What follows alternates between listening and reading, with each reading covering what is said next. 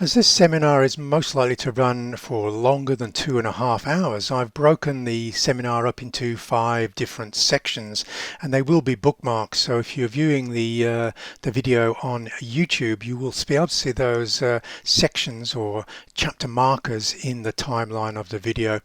And also, if you go down to the info section below the movie, you'll find that you can click on the different chapter markers as well in order to go straight to that section.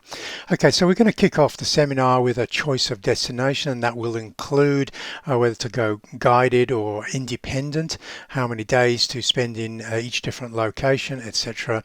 We'll then move into my preferred way of traveling, very light. I have done the last trip to India using only carry-on luggage, no check luggage at all, and obviously this has advantages and disadvantages. The advantages is the airline can never lose your luggage if it's under your seat and in the bin over your head, and of course that does make moving around some of the locations a lot easier if you've not got large 20-kilogram bags on wheels. We'll then look at choice of gear, and obviously this section will change as new gear becomes available, but I look at lens choice as well as maybe APS-C or full frame. I've even got talk a little bit about the RX models as well. We then got my photography advice about working on location. I always like to photograph the locals and the people and their customs and rituals, and so you might get some tips and techniques for photographing people that you've only just met there. And then we'll finish up and complete this seminar with mobile workflows. Now, the last trip that I've done, I left the laptop at home, working only with a tablet. And this is using an external SSD for backing up my hero files, and also syncing Lightroom running on my iPad to Adobe's Creative Cloud. I also get the option to offload files to that external drive and also to other cloud services such as Dropbox. Okay, so hopefully just take your time, pull up a comfortable chair, grab yourself a drink, and I dare say many of you will want to watch this in more than one sitting, so hopefully you enjoy this seminar.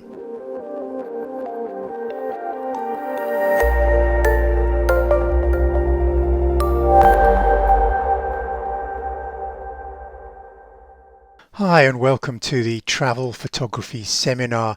Now, I've been back from India for about 2 weeks now, and this has given me time to prepare this extended seminar about travel photography. Now, it is about traveling very light, so this is not going to be suitable for absolutely every travel location trip that you've got planned with your cameras. Now, most noticeably, it will exclude wildlife safaris. This is really about just me traveling with the minimum amount of gear as possible. Now, I expect this to be a very long seminar, so just be aware that you might want to grab a drink and put me on pause periodically as you work through this seminar. Now, I did say this wasn't about wildlife safaris, but that doesn't exclude the fact that I do actually take pictures of animals when traveling, even when I'm traveling with light amount of gear. For instance, this particular monkey was seriously interested in jumping onto me, and I realized he was interested in the flowers that were hanging around my neck, and I realized that I could get a bit of a photo opportunity by basically giving him the flowers to eat and then photographing him at close range.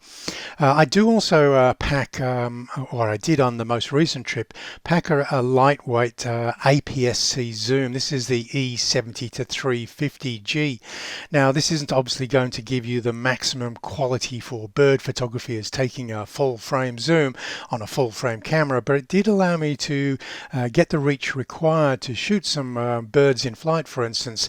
And with the Alpha 7R5, I am shooting at 26 megapixels in APS-C mode, so that usually gives you plenty of megapixels to crop again in post-production editing to get the framing that you want.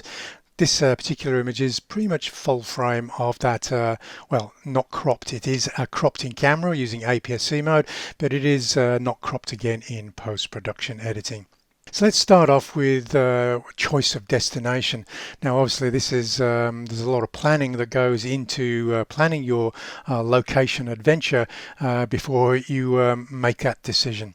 Best thing to do, or my advice is not to get caught up in other people's photographs, looking at the fantasy of a location rather than the reality. For instance, I would put India as one of the more difficult countries to travel in independently, which is what I was doing. So there are going to be images that I don't actually show, which might paint a slightly glamorous or fantasy location about India that you may suddenly decide that you want to go there. But there is a harsh reality to traveling in some countries, and India is one of those countries. So I just thought I'd show you this image. I'm not going to make a point of showing you many of these images, but of course India has a lot of poverty, a lot of grime, a lot of dirt, and of course this is just an open latrine in the streets. So if this is not the sort of thing that you want to be looking at when you're traveling, then maybe cross India off your list. Okay, so other images that you might see of India is the romantic images of such the Thar Desert in western India in Rajasthan, and these are pictures of some beautiful camels that I photographed in the Thar Desert. But there is another flip side to a location such as the Thar Desert, which sounds very romantic, and if you look at the travel brochures, it will indeed paint that picture of a very romantic location. But of course, if you're in amongst these dunes, they're not desolate. It is a desert, but they're not desolate. There's many tourists piling through these sand dunes on four-wheel drives, whooping and screaming, and it's not necessarily a quiet or romantic place. So it is a very different place, but it isn't like the travel brochures. So that's what I'm trying to say, is choose your locations carefully by talking to other people who have been there, and so you're prepared for the reality of the location when you get there. For instance, I did one night in a desert camp near the Thar Desert, and of course there is a flip side to this. Of course, is the tents never look as picturesque and glamorous when you actually get inside one of these tents. And there was actually a sandstorm blowing on the evening that I was there. The Indian wiring sometimes leaves a lot to be desired, as does their plumbing. And of course, a lot of the plastic snacks or snacks wrapped up in plastic bags usually end up on the ground. And so rubbish is a huge problem for India. And of course, a lot of Indians perhaps don't see the rubbish as they would see it through Western eyes, because we're not used to seeing this much dirt and rubbish on the ground when we're traveling in countries such as the USA or Europe or Australia. Okay, so one of the other things that you might be unprepared for is when you're traveling, and you just sort of have to accept that this is what happens in some countries, is in India is a classic case of where there is one price for Indians and a much higher price for foreigners, tourists. Obviously, Australia couldn't get away with doing these type of things, for, charging people with different ethnic origins higher because of their ethnic origin, but this is standard practice in a country like India. And of course, there's also a way to earn more money by charging for cameras, and some of these charges are actually quite steep. The one that I've listed there with the red box around on the right side, that's 5,000 rupiah. That's quite a lot of money. That's 100 Australian dollars.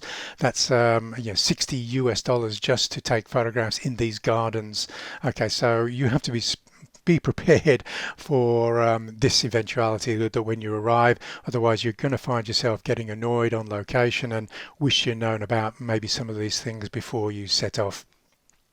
Next thing to decide after you have chosen a location, and I'm not trying to put you off India because it is one of the most fascinating countries I've ever been to, and it's a rich resource for taking photographs of a very, very different culture to some of the Western culture, say Europe or America. So the next decision is, are you going to go as an independent traveler? Even if you're traveling with somebody else, that would still, in my books, be independent of a guide or a travel company. Or are you going to choose a guided tour. So if you are going to go for that guided tour, there are a number of companies that keep the tours very small, such as this is an Australian company called Intrepid, and they will keep tour groups down to a maximum of 12, and so you're not going to find yourself in coaches going between different locations, and they will have local guides to the area. So this basically resolves the language barrier. You get a bit more of a deep insight into the culture that you're looking at that sometimes is incomprehensible for maybe a Westerner. So this is a decision that you might want to make. It also eases off the pain of traveling independently in a country like India, because all of those difficulties that you might encounter at railway stations or airports are sort of handled for you by the guide. Now, I was traveling independently, but I did pick up a number of guides in the different cities that I was going to. The one on the left is a taxi driver. He did have some local knowledge. His English was okay, not great, but we could get about in a private car and get to all of the locations we wanted to. The guy in the middle is an intrepid traveler guide, just working independently on this occasion. We acquired him through the hotel, and his English was great and very relaxed manner. And when you were traveling with this guy, you were never in fear of ending up in a carpet shop with him taking a commission. You were basically his fee was enough for you to get that good tour of a particular location. And the guy on the right we picked up in Varanasi. We did get a guide through the hotel, but he ended up being overpriced and didn't show us everything that we really wanted to see. So we ended up getting a guide through a little cafe that Westerners frequented, and he was great. His English was really good, and we got a really comprehensive tour of the Ghats in Varanasi. And we didn't end up in any carpet shops after paying these guides, which is, of course, what will happen in India. You'll end up in textiles, and they'll try and convince you that this is the only place. Everybody else is out to rip you off except the shop that you're in. And, of course, they all spin a story to try and get Westerners to part with their money. Okay, next thing to do is consider an itinerary. That's the number of locations. Obviously, if you're in India for maybe just a month, you can't really be expected to see the whole of the country. It's a very vast place. So I would recommend just limiting yourself to maybe two or three states, and half a dozen independent or different locations within those states. Because India is a big country, it is going to take a while to get between the different locations. So you really want to decide whether you're going to how many days you spend in each location. I think 3 or 4 minimum nights in each location is often enough to get sort of familiar and get to know your way around and make sure that you've visited the locations you really need to see. But of course there is the opportunity of just picking 1 or 2 locations and spending maybe 2 weeks in the same location. And what this does is it gives you the time to connect with the locals and then find out some events or some ceremonies that are not put on for Westerners, and that gives you access to these events, maybe to do an extended story, a photographic story of more in-depth stories of these particular locations. For instance, I spent a few more days in Hiroshima when I was in Japan, and this allowed me to explore the city independently again, but it did allow me to start connecting with some of the story that I actually wanted to portray in an extended narrative. I'm never really there to get single hero shots. I'm there to create extended narratives through a whole sequence of images. Now these might be captured in a single day, or they may be captured over a 2-week duration. So there's no necessarily any time duration you need to spend, just enough time for you to understand what it is that you're photographing. And this allowed me to do this in a city like Hiroshima, where I went out over 3-4 days to start working out what it is that I wanted to put together to form the narrative of Hiroshima. Okay, same again in Bali. I do tend to just stay in one location in Bali and then move out. But it is a smaller island, so I'm never really far from different locations if I just place myself in one location when I'm on the island of Bali. And this did allow me to connect, and the hotel manager and the staff knew that I was interested in particular cultural ceremonies, and so I did get to photograph a cremation ceremony which went for more than 3 days, and I basically became the family photographer for this event. And so I got that more in-depth study by just staying a little bit longer and connecting with the locals in a more meaningful way. Next thing I should say is the number of travel days have to be sort of factored in. Sometimes the travel between locations can be quite arduous. You know, the difference between traveling by rail in a country like Japan on the Shinkansen, moving at say 300 kilometers an hour, and moving in India is going to be greatly different. You can spend 8, 9, 10 hours moving between two cities in India, and that has to be factored in to your travel. How are you going to navigate between these cities? Is it going to be by train? Is it by car? Or will you fly between these different locations? So I did some internal flights, some car journeys, and we did one train journey as well. And the train journey becomes maybe a photographic shoot. The actual travel days are photographic shooting days for me. I don't pack the cameras away and wait until I get to the next location. So I was photographing my daughter. I was traveling with my daughter in the train carriage here, but also the locals in second and third class travel. Now, I'd have to say as well, in India, if you might book a first class air conditioned sleeper, you might have an expectation that Indian Railways won't actually meet. You might still find cockroaches in the cabin of a first class sleeper, even though you've thrown more money at resolving the problem, trying to get a cleaner cabin. Okay, so just a word of warning is expectations again, and the reality is sometimes different.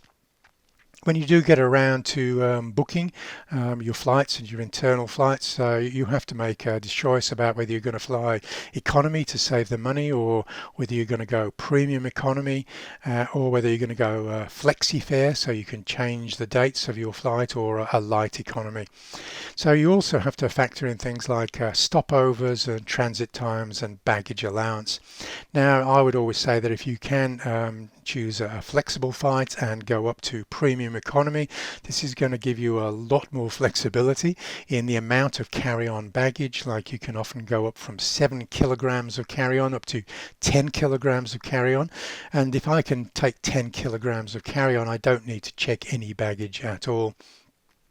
I'm also very wary of transit times connecting to a different airline if those transit times are just a couple of hours, because flights do depart late, and you really will then have a very anxious first flight if you think your transit time is going to be exceptionally difficult, because even if you're not checking any luggage, you might still have to scan your hand baggage a second time. Sometimes you might have to move terminals. Sometimes on the larger airports, the terminals are a very long way apart.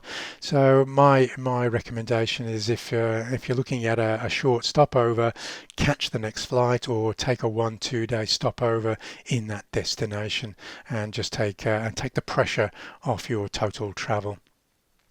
One of the things that a lot of people will do is book flights through booking.com, but there's not necessarily a real issue with this. But I've been bitten by booking cheaper flights through booking.com because I was there just booking hotels, thought I could book the flight while I was there.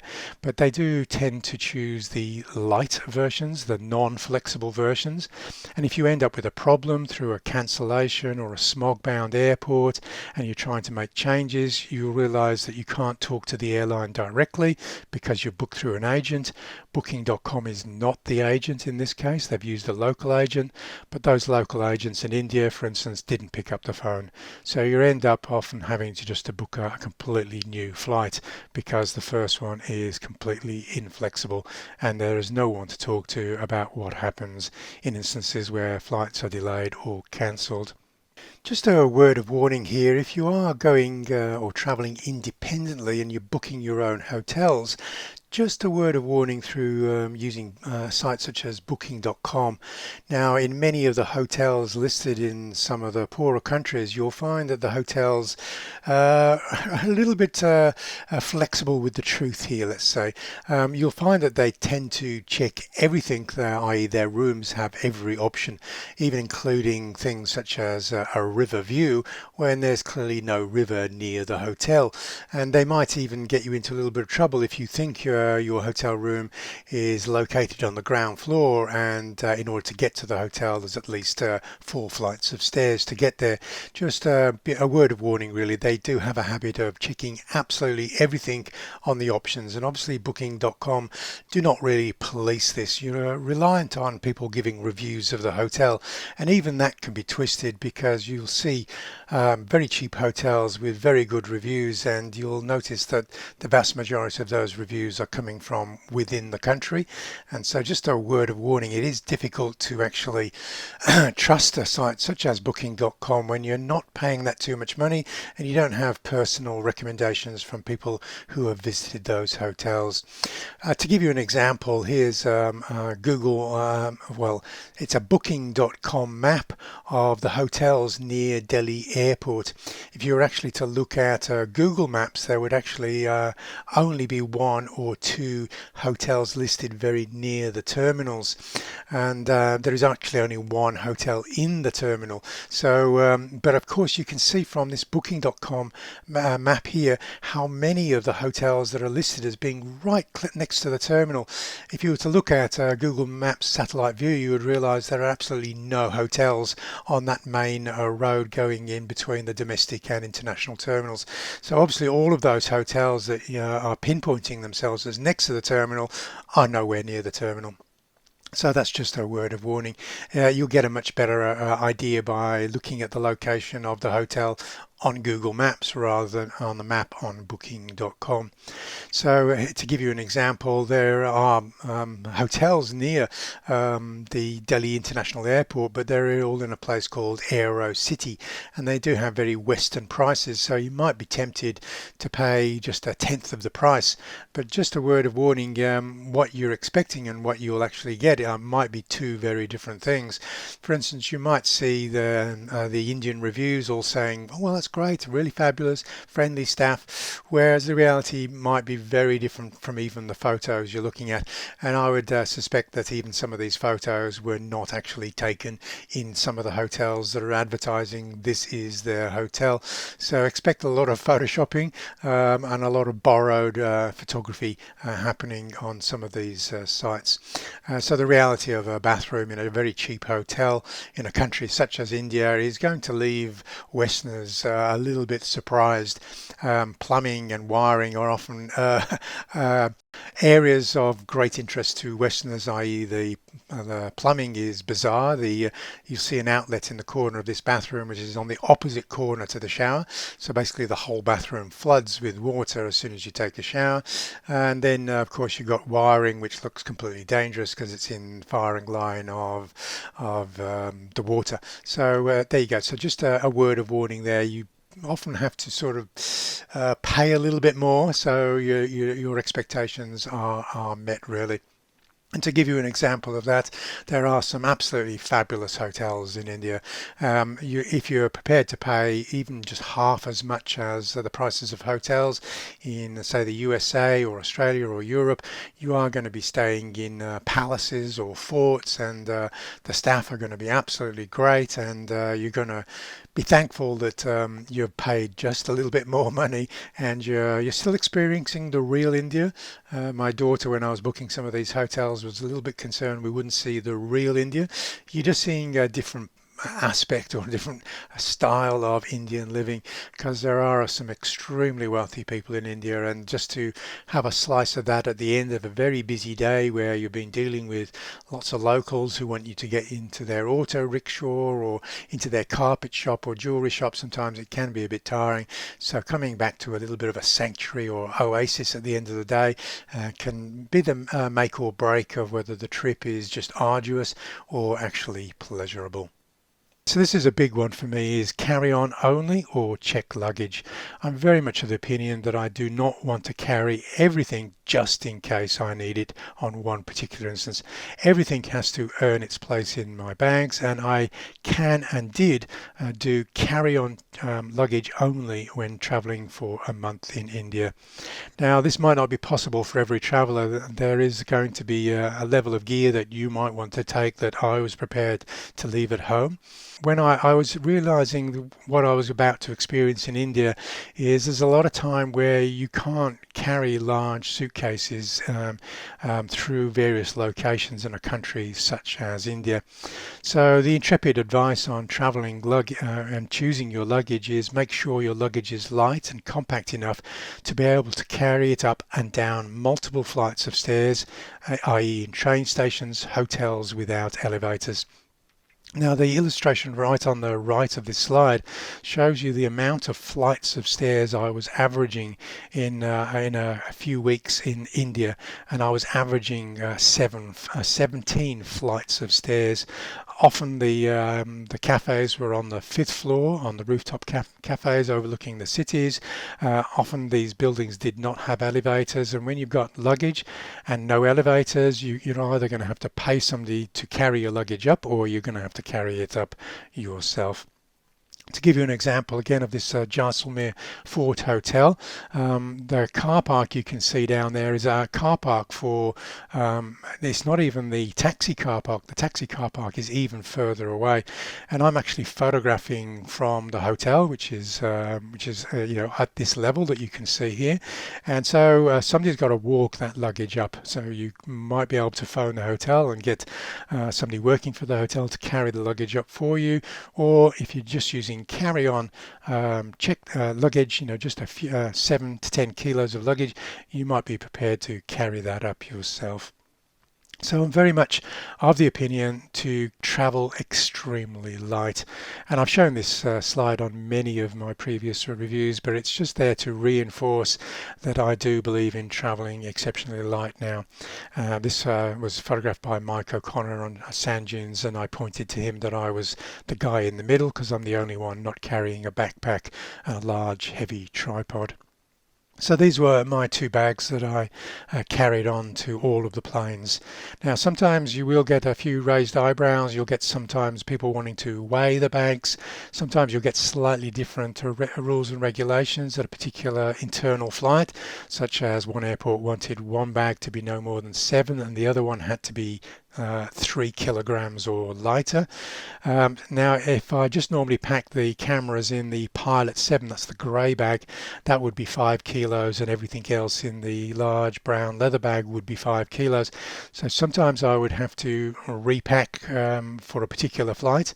Sometimes the airlines are a little bit relaxed. Well, often they're very relaxed, but of course you always have to be prepared for an airline member of the staff wanting to take your bag off you because it's too heavy or it's too large.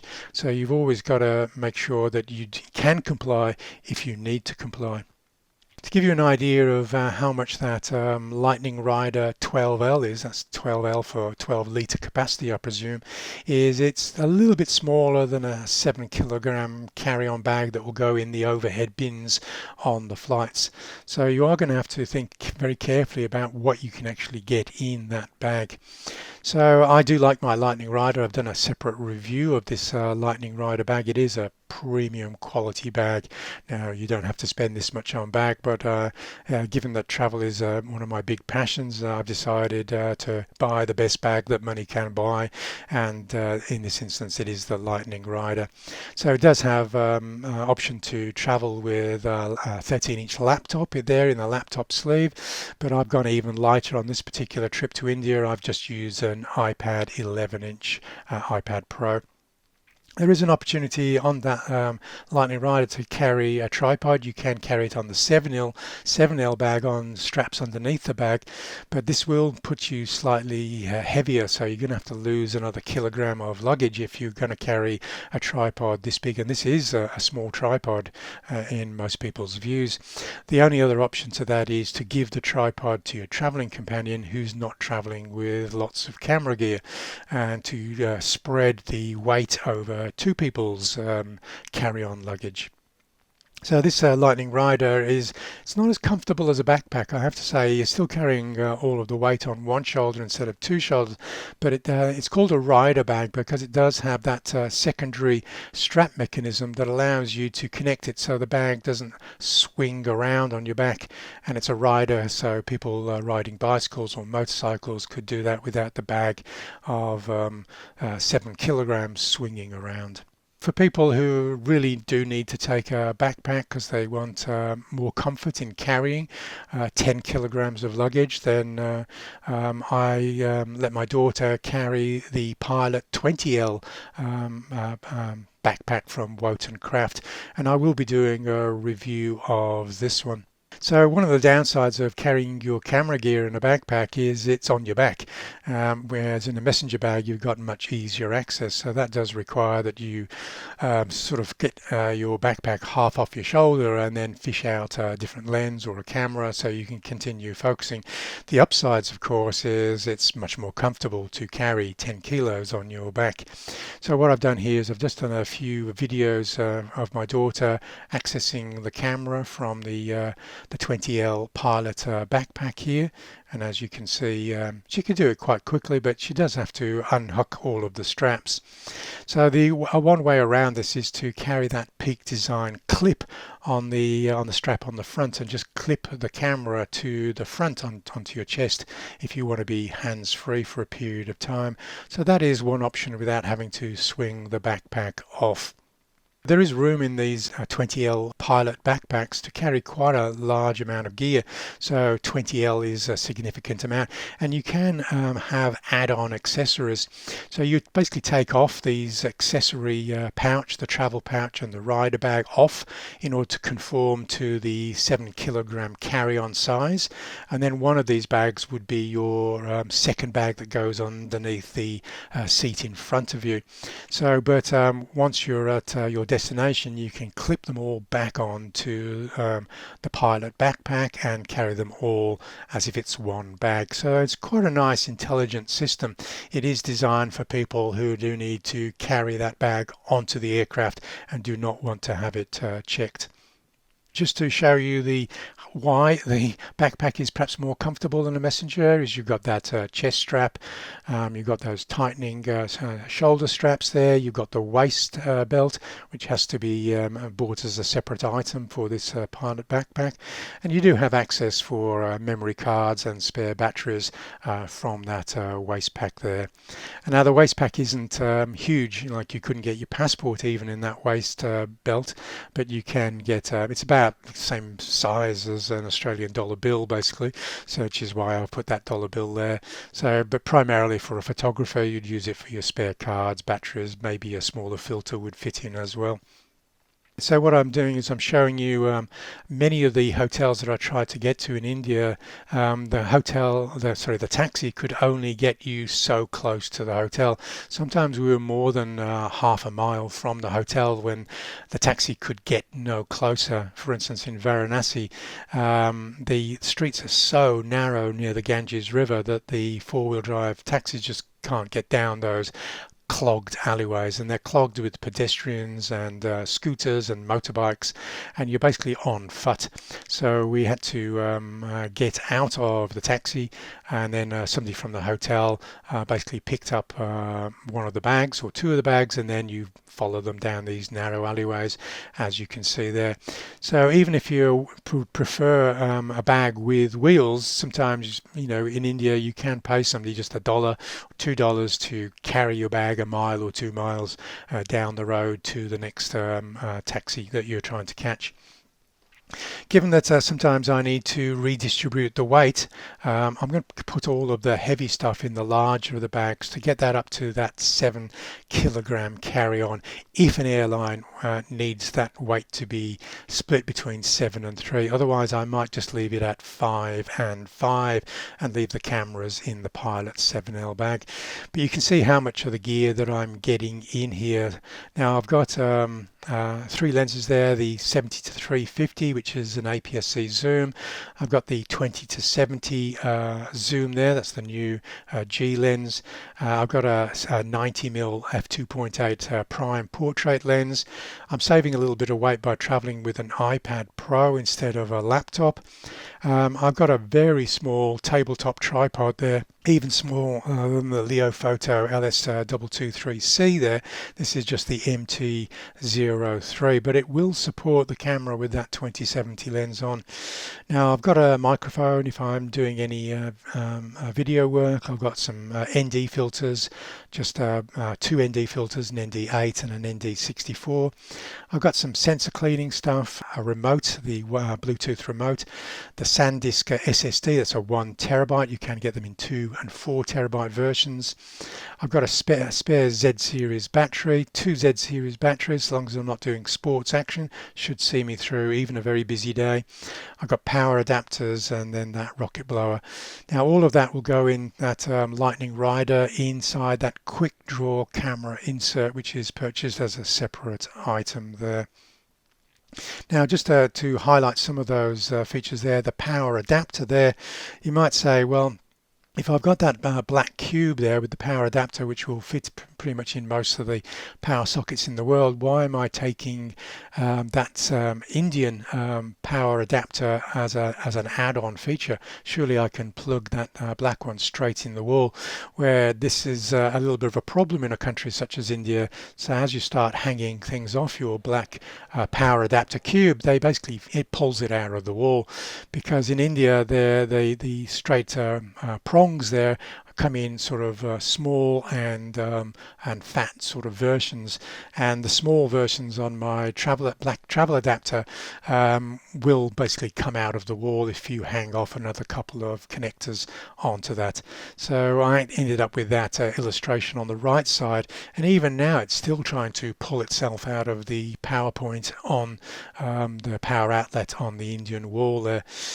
So that is something that you just have to be prepared for, is sometimes your power needs to recharge everything at the end of each day can be a little bit more complicated than you anticipated. Now I will often need 3 charging points, and one of those usually has to be a USB-C port for my iPad Pro. The other 2 can be USB-A ports there. Now that leaves just 3 kilograms of clothes, and I understand that not everybody can get down as light as I'm prepared to go, and I am prepared to travel exceptionally light. And what we're looking at here is just a 1 change of clothes, maybe 2 changes of underwear. I've got some very light clothes for cold nights, and you can get cold nights. Even if you look on the weather app and find out that the average daytime temperatures are 20, say as they were in Rajasthan in the desert, the nighttime temperatures can go down to 2 or 3 degrees centigrade, and you can get some very cold nights. And so layers is the answer to that, and very lightweight layers like gloves and scarf and hats, and very light feather down jackets there, which is what you can see in that ultra light down bag. Sometimes if you can't get all of your clothes in the Pilot 7L, you can hang the ultra light down jacket off the side as if it's a travel pillow, and a lot of the airlines will just accept that that's your pillow on your carry-on luggage.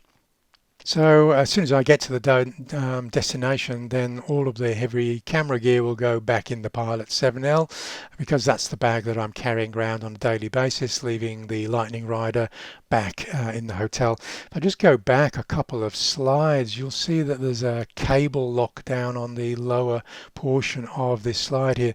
That cable lock is basically to lock anything to a piece of furniture in the hotel room that I don't want a light-fingered person just to take, because it's easy to grab.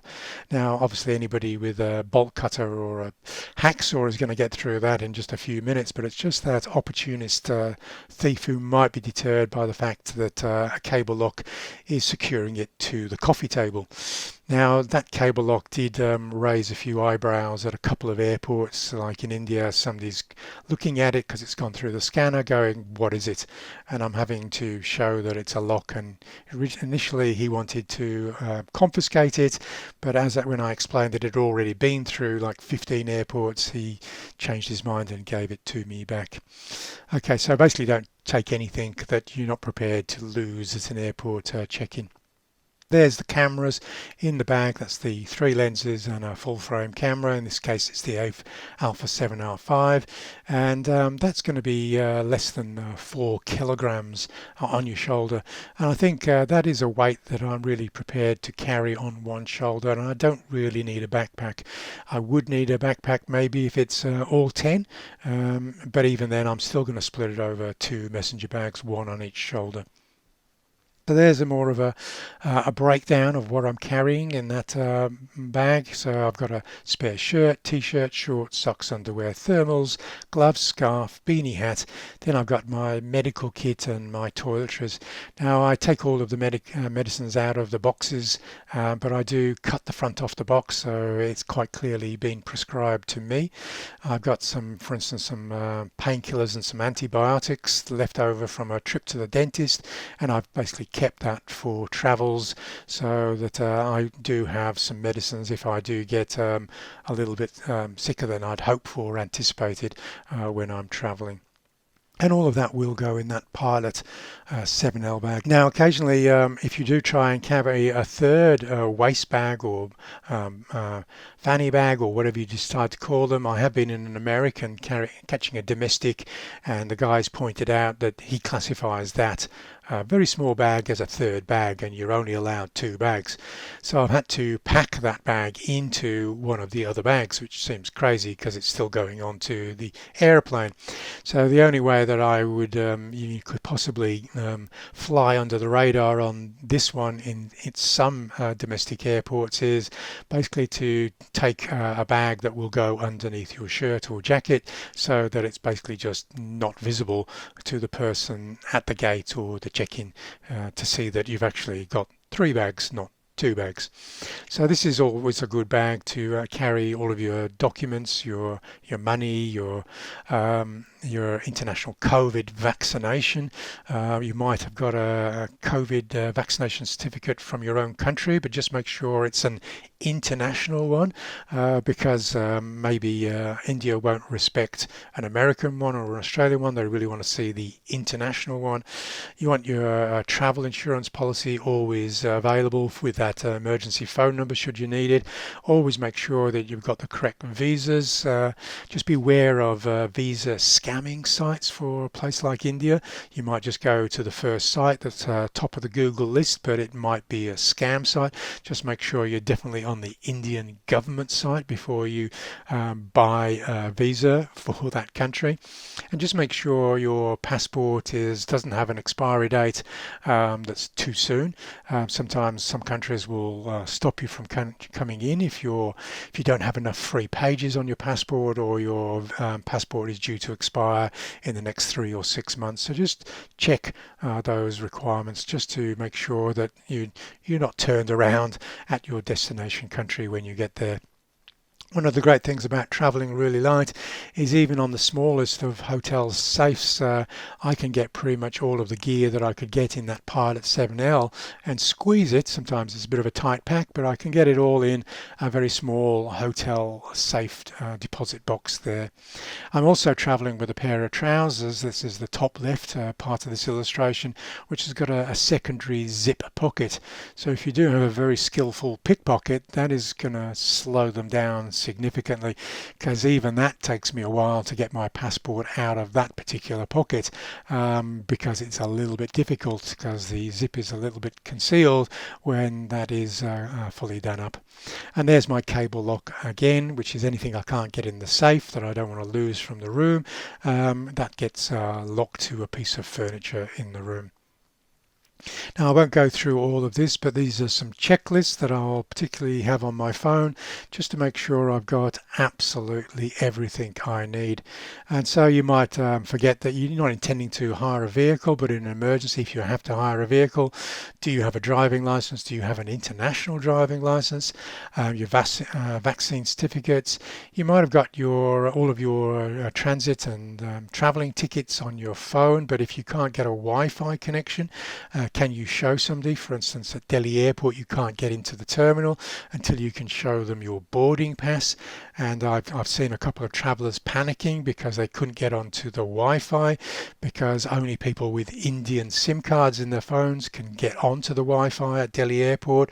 And so having some hard copy of all of your tickets is very useful, because you're not going to get in that airport terminal unless you show them the bureaucratic paperwork that says you're allowed to get into that terminal. Make sure you've got an ATM card, nothing too weird. You know, even American Express can be a little bit weird in some countries, so just make sure it's Visa, MasterCard, which is pretty much global. Then you've got your medical kit, and as I said, I will take some really strong painkillers and antibiotics.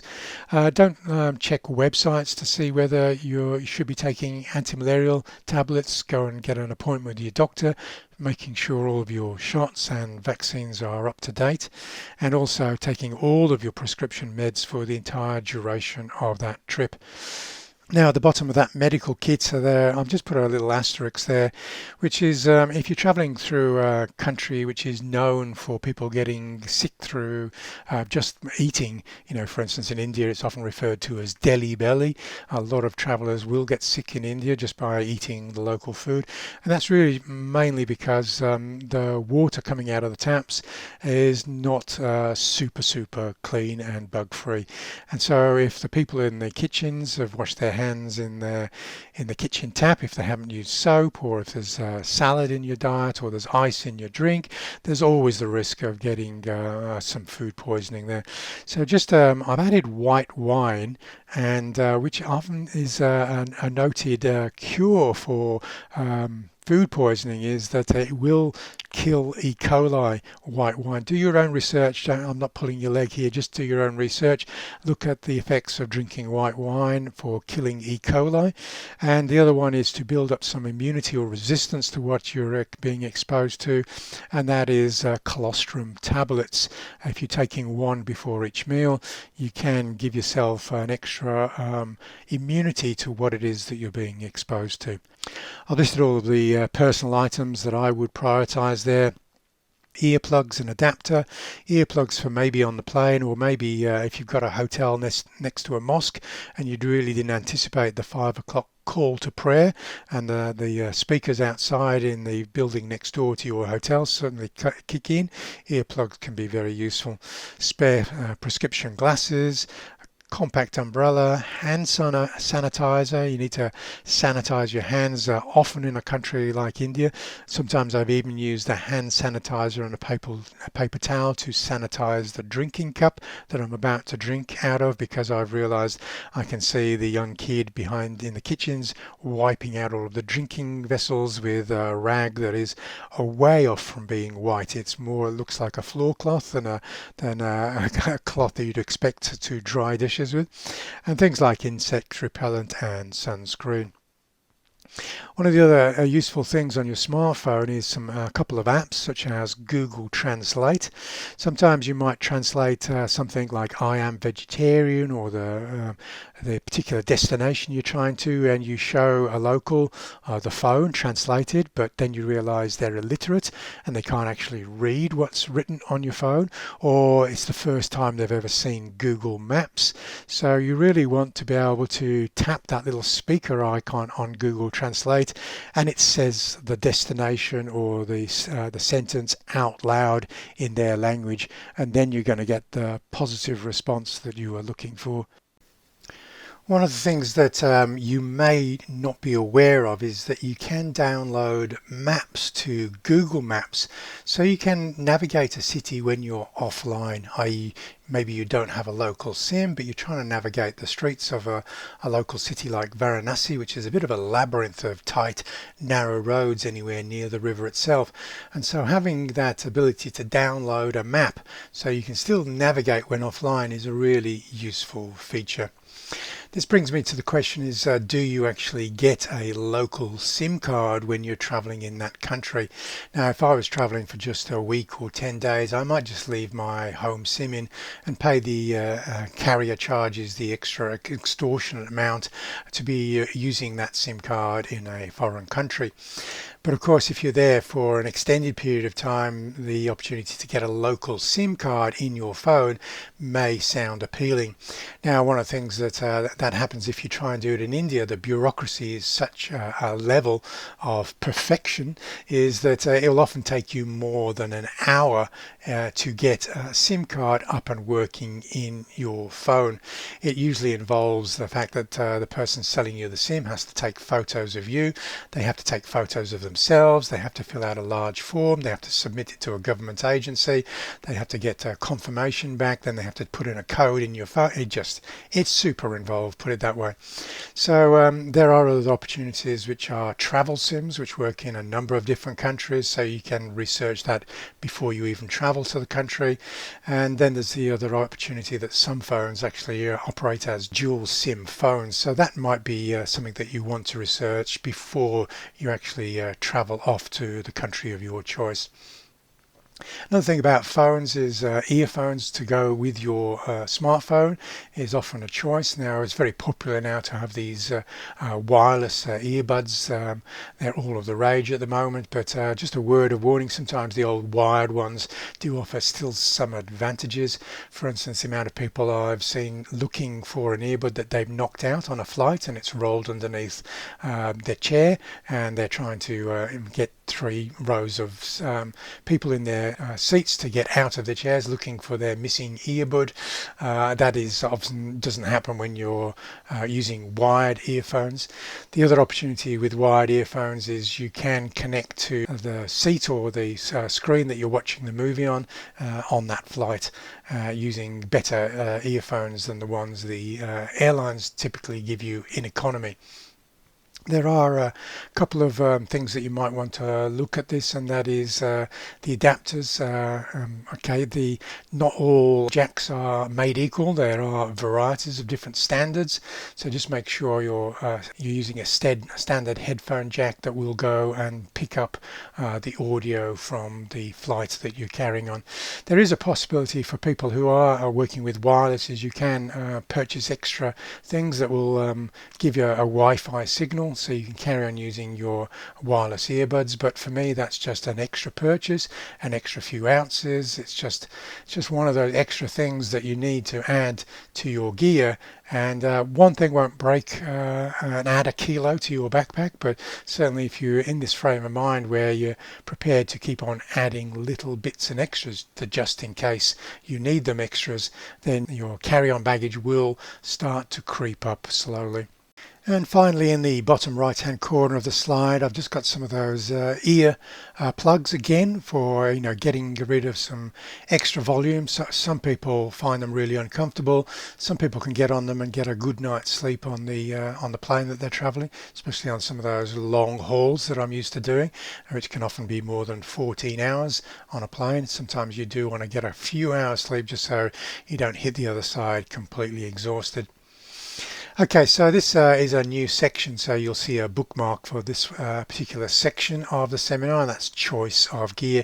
This is something I've covered previously, but I did want to include this again in this travel seminar because it is one of the major questions of people who are traveling. What gear should I take? There's no right or wrong here. There's really just the gear that you feel comfortable using. And so I'll just cover some of the options that you may or may not have considered. For me, a great travel camera would be a camera such as the Alpha-7C. It does use a 24 megapixel sensor, so I'm really hoping Sony will increase the resolution of these compact full frame cameras, which will become very popular with travelers. Sometimes for many people the 24 megapixel sensor is enough, but for me, my needs, I would like to go to at least 33 megapixels, because this really gives me the flexibility to choose APS-C lenses as well as the full frame lenses, and we can certainly drive the total weight of the gear down if I can choose and mix and match full frame lenses with APS-C lenses. So there is the size and weight of your Alpha-7C at the time of launch. Okay, just 509 grams, or just over 1 pound for the camera, and it did launch with a very compact zoom. It doesn't have a huge zoom range, 28 to 60, but for people who are not interested in primes, that might be enough. And it's a sharp little compact kit lens that goes with that camera. And so if you were to include that with maybe a 20mm 1.8 prime and an 85mm 8 prime, then you're looking at a total weight of just 1.5 kilos or 3.3 pounds. And again, if you're putting that in a small messenger bag, you can get very small messenger bags to take that level of gear. If you're wanting to take a longer focal length lens, you might want to add in, say, a prime such as the Zeiss Batis 135 f2.8 or the smaller 7200 f4, not the 2.8 GM, but the smaller 7200G lens. You can get that down now to 1.66 kilos for that total amount of gear. And for some people who would like to shoot a little bit of wildlife or like that longer focal length, that might be a consideration for those users. Now, I have shot wildlife with that 7200. It does require that sometimes you sneak up on your wildlife to get very, very close. This red squirrel in the far north of the UK, he's looking at me, but he can't really see me because I'm absolutely being a statue at this point in time. I know that if a small couple of inch movement will have him darting up the tree, but I'll only attempt to move closer when he puts his nose down to do some feeding, and I'll shuffle forward 2 extra paces. Okay, it's that sort of stealth you need if you're going to work with not the 200-600 or 100-400, but you're really going to go for that smaller 7200 zoom. So the other options, if you do need more reach, is to maybe consider that APS-C lens, which goes from 70 to 350. Now 70 to 350 in APS-C mode is a 525mm full frame equivalent reach. So it doesn't work with the teleconverter, so you are limited at that total 350mm reach, but often it's enough for most people to shoot wildlife. And of course, if you're using those higher resolution cameras, you're not sailing too close to the 4K resolution when shooting in APS-C mode. When you're in a 24 megapixel sensor, you're down to about 10 megapixels, and so you've only got a very slight little bit of wiggle room to straighten a slightly crooked image. Whereas if you're working with the larger 33 and more, the Alpha 7R cameras or the Alpha 1 camera, it does give you that flexibility to crop in camera, APS-C mode, and then crop again in post-production to get the framing that you need. For the Alpha-7C, it's just a little bit heavier than the Alpha 6600, which was released in 2019. Now, I don't really recommend the APS-C cameras from 2019 now because they are getting long in the tooth, and I would expect Sony to release an update which might become a viable alternative to full-frame cameras in 2023. So if you were considering that Alpha 6600 camera, you can see you can get a whole range of those premium APS-C lenses, the 1020G, 1655, 2.8G, the 70 to 350, and maybe a full frame prime, because there is no equivalent full frame prime in the APS-C range. That 85 1.8 becomes the equivalent of a 135 2.8, so it does give you flexibility for very sharp shallow depth of field when shooting with an APS-C camera, and all of that still creeps in under 2.5 kilograms. So, and I'm prepared to carry 4 or a little bit more in a messenger bag. So there is that APS-C 85 1.8 on an APS-C camera, and you can see the level of shallow depth of field here of an image that I captured in Japan. So it is giving you that 135 shallow depth of field. So you can get that full frame look on an APS-C camera as long as you choose some maybe some wide aperture primes and you get close to your subjects. To give you a size and weight comparison, there is the 6600 with the 70-350 compared to an Alpha 7C running the 200-600. Both of them have got similar sort of aperture ranges on those telephotos. Now the 200-600 has definitely got a little bit more reach, but you can see it's a huge lens compared to that 70-350 lens. So it's not going to be for everyone, but it is a lens that I've taken to India, and I was happy with my choice in that particular instance. You can, if you were going that full frame route, you could possibly choose the 100-400 and 1.4 times teleconverter, but that is going to impact on the total weight of your bag, and when you're trying to put that in a Messenger 7L bag, then it does take up a lot of the room in your messenger bag, so it is going to limit the choice of what else you can get in that messenger bag. APS-C definitely has a future in my opinion.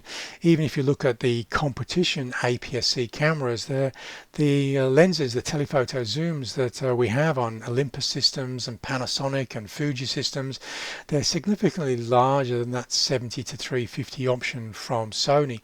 So it really is worth sticking with Sony on that APS-C if you're really keen to keep the weight down, because all of the APS-C lenses, primarily the telephoto zooms, but all of the APS-C lenses can be brought down in weight and price if you're prepared to go down to a smaller sensor size. So the three premium lenses, they're all late model APS-C lenses, the 1020, the 1655 and the 70-350. They're all very sharp lenses, zoom lenses from Sony, so the quality will still be there. I mean, it's not full frame, but the lens quality is up to the standard of the full frame lenses that you'll probably be used to.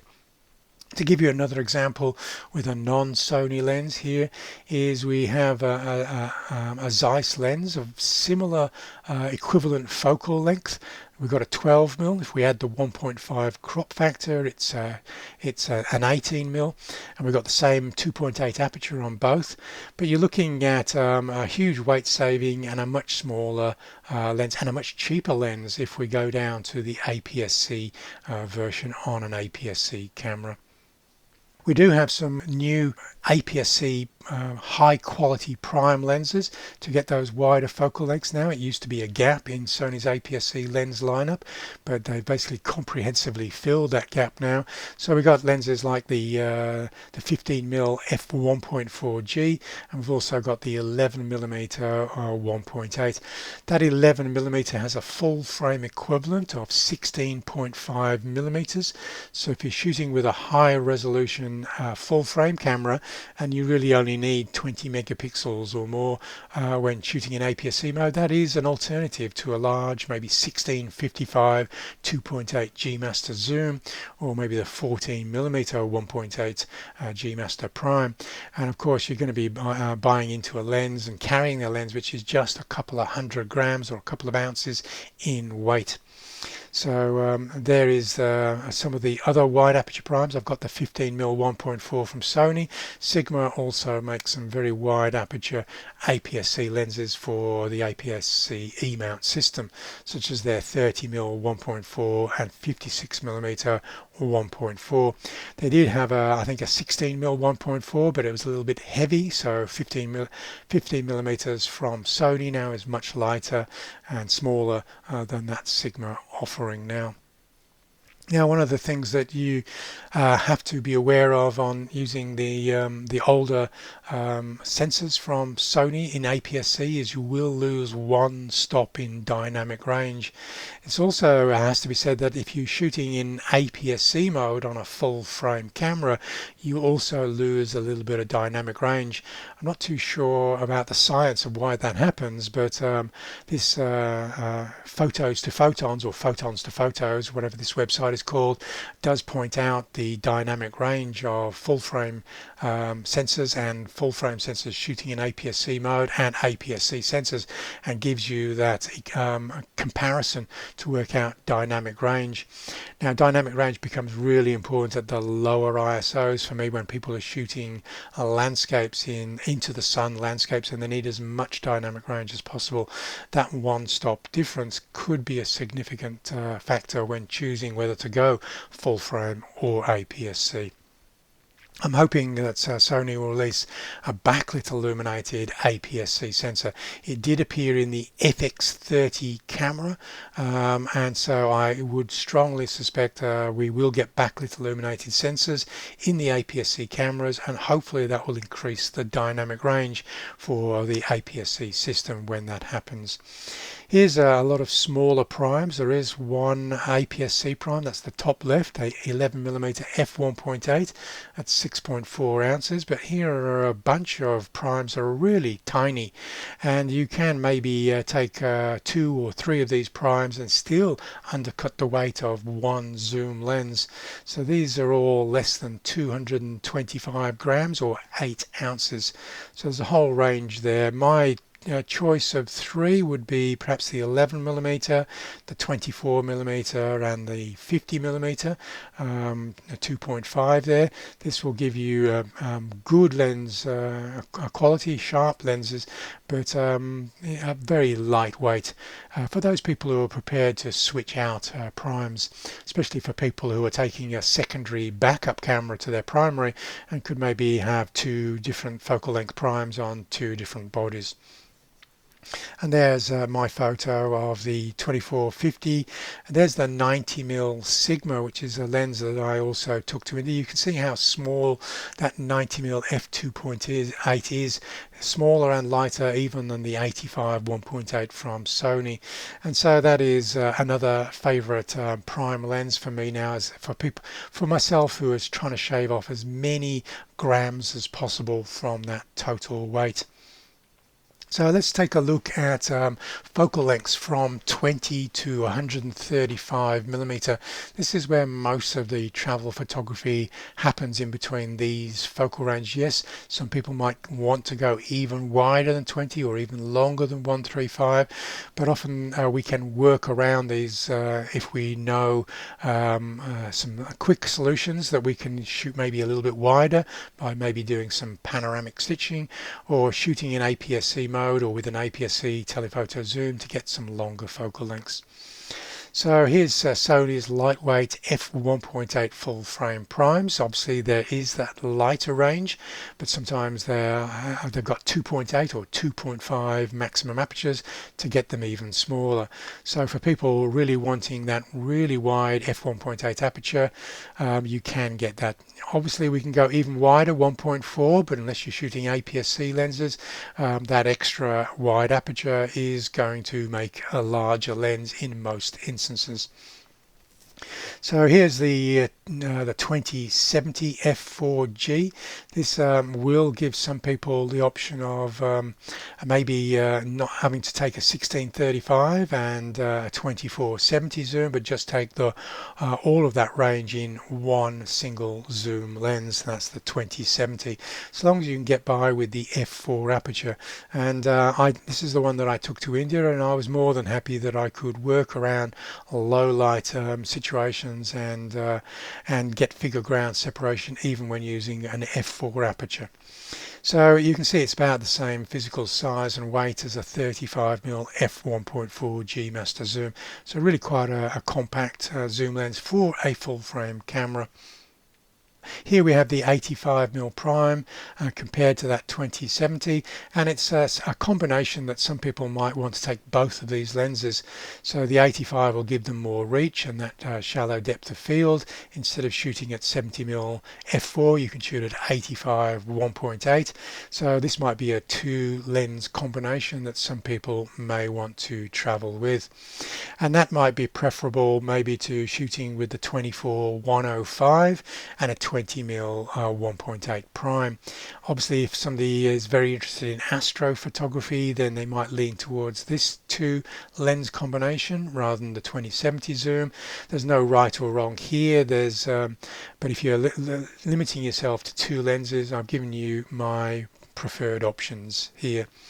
So I've listed these together, and you can see the 2070 and the 85 prime is a slightly cheaper and lighter two lens combination than the 24-105 and 20mm prime combination there. Now I am actually used to working with prime lenses, so I find myself having to remind myself that I actually had a zoom lens attached to my camera. Some people find that maybe the idea of shooting with primes is going to be limiting because you want to zoom in and zoom out, but the way I've zoomed in and zoomed out traditionally working with primes is to walk closer or walk further away, and I often found myself doing this just because I'm so used to working with prime lenses. Here I noticed that both of these two shots were captured at the same focal length, 44mm. I must have subliminally thought I was working with a 50mm prime.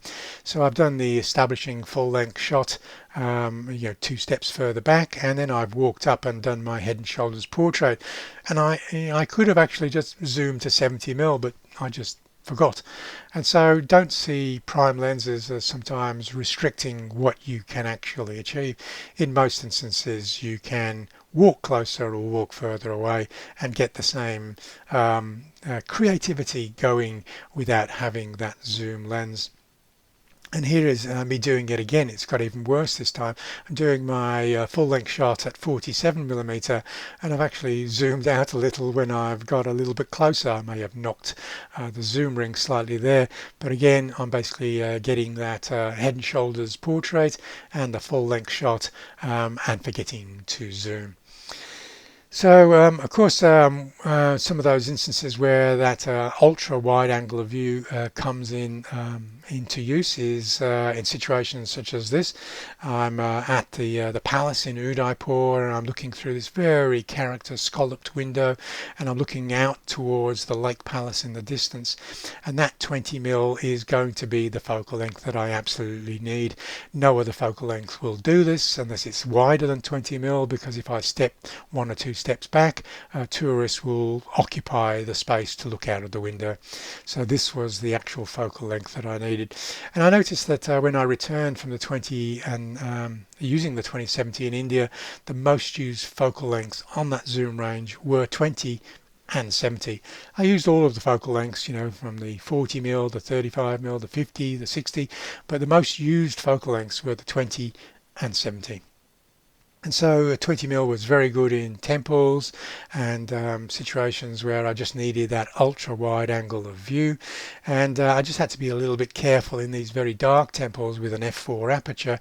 Yes, I got the depth of field, but I would also have to make sure that my ISO and my shutter speed are able to capture what it is that I wanted to, with keeping the ISO as low as possible and keeping the shutter speed so I didn't get movement blur or camera shake as I slow down the ISO auto minimum shutter speed.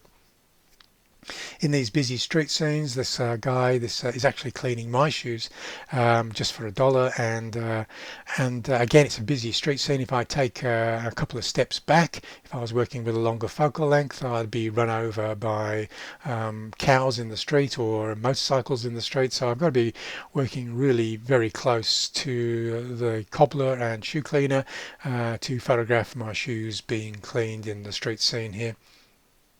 Again, temples, 20mm. You want really that the steep perspective that the 20mm angle of view can give you, and there's enough light here to keep the ISO reasonably low as well.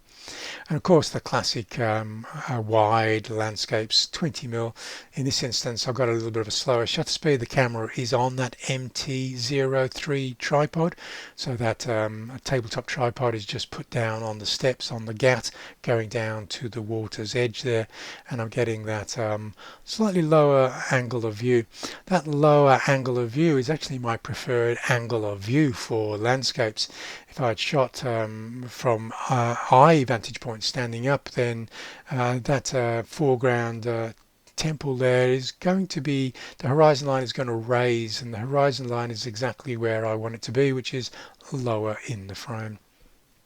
Okay, 20mm angle of view, again giving that nice foreground and background narrative. So we're seeing the holy lake of Pushkar and the top of the Ghats there with the no shoes sign at the top. Okay, so this helps me build up a narrative. If I go down onto the Ghats themselves and photograph people bathing, I've got my establishing shot with the 20mm at the top of the steps.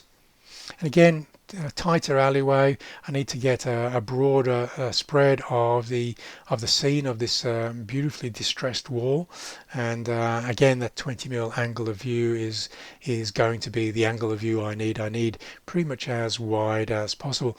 I often find that yes, 1635 is even wider, but 20mm 9 times out of 10 is as wide as I really need to go. And again, 20mm, you can see that steep perspective on the boats going out towards that rising sun on the Ganges. 20mm again is a really nice angle of view for these landscape shots. Again, in the temples, you get converging verticals because I'm leaning the camera slightly up with that 20mm angle of view, but in this instance I quite like the converging verticals there. This is where I wanted a slightly wider angle of view, and this is where I could stitch 3 or 4 vertical shots to get that angle of view. Now if you got the foreground very, very close to the camera, you really would be advised to use a nodal rail to offset the camera to the no parallax point, so that both the foreground information that's very close to the lens and the distance information will align when the software tries to merge the separate exposures.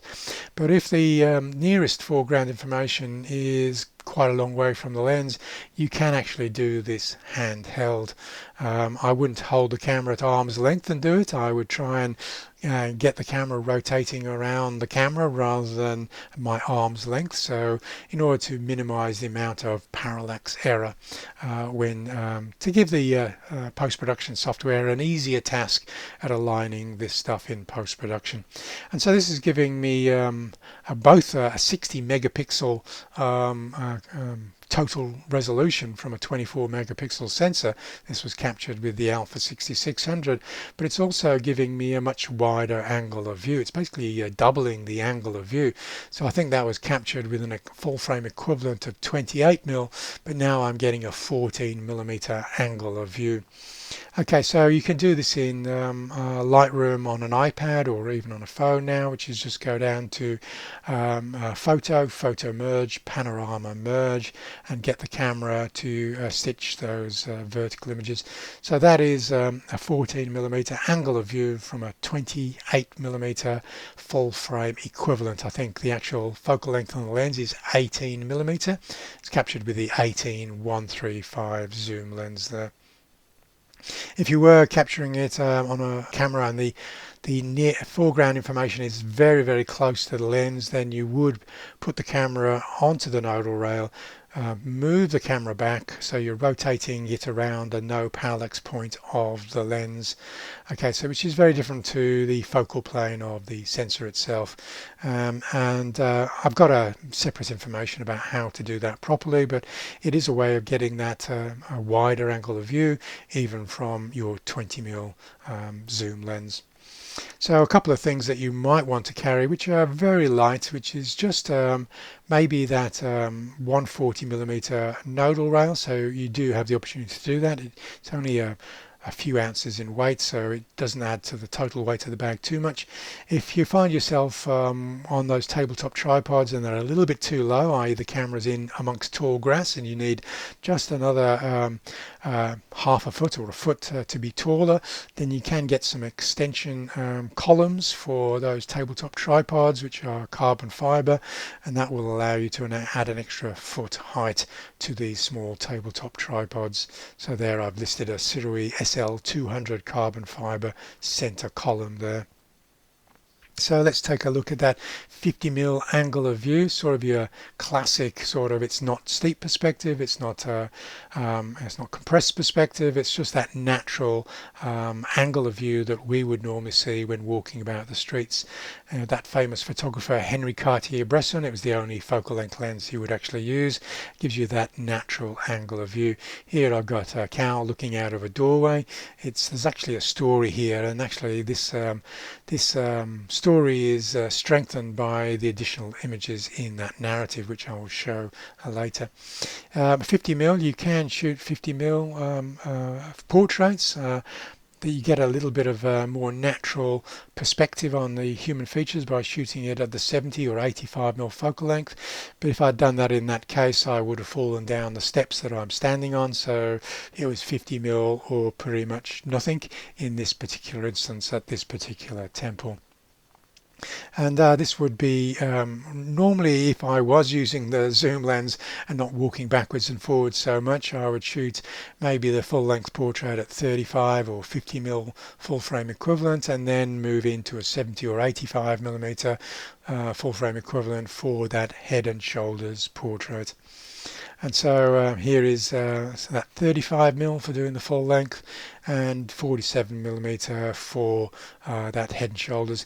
Now the 50mm is, you might be working quite close, but usually what happens with these head and shoulders is they followed a little bit of a close-up discussion, which is a little bit problematic if you don't share their language, but sometimes you can show images on the back of the camera, smile a lot, point, wave, make some gestures, try and get some friendly smiles back from the person before you then engage in the second, third and fourth shot, which is at that closer range.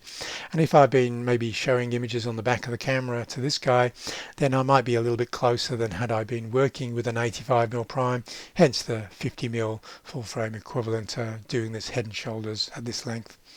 But these are more my standard focal length is just another step back, 70mm. This would normally be what I'd be doing with an 85mm prime, but it's actually quite close to get you that good working distance. And with that f4 aperture on the 2070, you're still going to get significant figure ground separation between the background and the figure working at this proximity. These images won't have been cropped in post. I'm actually working this close to the person, and the closer you go to the person, the shallower the depth of field. Now you will notice that depth of field does tend to fall away when working this close, and you will find that the eyes might be pin sharp, but the ears, the tip of the nose, and in this case a little bit of the beard is a little bit in soft focus, even shooting at f4. Even though I'm not working with a 1.8 prime, f4 is still quite shallow depth of field when I'm working head and shoulders at this particular distance. But in most instances, usually the lips and the eyes and the eyebrows are sharp at f4. Okay, the nice thing about that 2070, it's actually got a very impressive close focusing distance. It's one of the best Sony lenses for shooting stuff very, very close at the 70mm focal length. So you're getting into a 0.39 magnification. It's not macro, but it does allow you to get very close to maybe things on a plate or rings or little drawings that somebody's doing. It gives you that sort of a semi-macro capability without actually taking the macro lens with you. Now, the other thing that I should note about the 70mm focal length, if you are using a camera that does have the ability to do a 2x crop I basically just throw 3/4 of the image away in post-production. This is being done in post-production rather than the APS-C, the 1.5 times crop in camera. It does give you a 140mm reach when using a 70mm focal length. This is why I do value the resolutions when working with full-frame cameras that are higher than 24. Even the Alpha 7 IV camera with its 33 megapixel sensor can do a 2 times crop in post-production and still have enough pixels left over to fill a 4K screen, which is what I've done on these two particular shots of these monkeys in pushcar playing. And you can see how aggressively I've cropped in there in post-production. Really, we can just take 1/4 of the image area of the sensor and throw away, and I've still got, you know, close to 4,000 pixels for displaying on a high resolution monitor. So let's take a look at some comparative sizes for going on focal lengths longer than 70mm, and this shows you a comparison between the 90mm Sigma 2.8 and the 85 1.8. Now the Sigma is 5mm longer and it gives away one stop to the 85mm 1.8, and that does allow Sigma to make this 90mm significantly smaller, and it's a good construction. They've built the 90mm lens out of solid materials. It does feel quite substantial in its metal construction, but it's still lighter than the 85 1.8 Sony, which is why I decided that I would give this one a go. The 85 1.8 has nearly gone on every travel trip that I've ever taken since the lens was first released. But in this instance, I took the 90mm Sigma. Okay, and as you can see, it's performing here. Now 2.8 is still very, very shallow depth of field. You wouldn't notice when you're working in this head and shoulders range that you don't have a 1.8. Most of the time, because of the close proximity, you're getting very, very shallow depth of field. You can see the front of the nose, the mouth and the ears are all out of focus compared to the eye. When working with these particular shots. In some instances we will find the mouth and the eyes are sharp, but even the eyebrows have gone slightly defocused in these instances. Some people will love this look and some people would prefer a little bit more sharpness. Again, there's no right or wrong here, there's just personal preferences, and so long as you just know that sometimes if you want everything on the face from the ears to the tip of the nose, you will be stopping it down maybe to 5, 6 or smaller to get everything in the head sharp. To give you some examples of that, here's somebody captured at 2.8, and you can see the moustache around the beard is quite soft. The eyes are pin sharp, the front of the nose is soft, the eyebrows are slightly soft, and the hairs around the beard are a little bit soft, maybe too soft for some.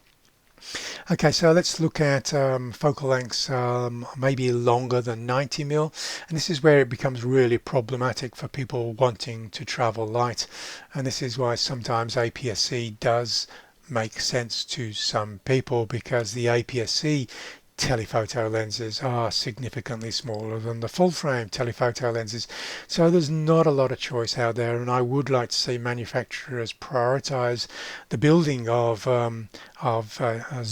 telephoto lenses that don't have these 1.8 and 2.8 apertures, but maybe f4 and f5.6 apertures to get them really small for travelers. Now, for instance, I love my 135 G Master, but it's a very heavy lens to be traveling with, so in those instances I might choose the 2.8 135 from Carl Zeiss, the Batis lens, because it is significantly smaller than the G Master. The other option is to maybe choose a 70 to 200 f4 instead of a 2.8 telephoto zoom, as pictured here with the Sony's G lens there. And so here's some other options.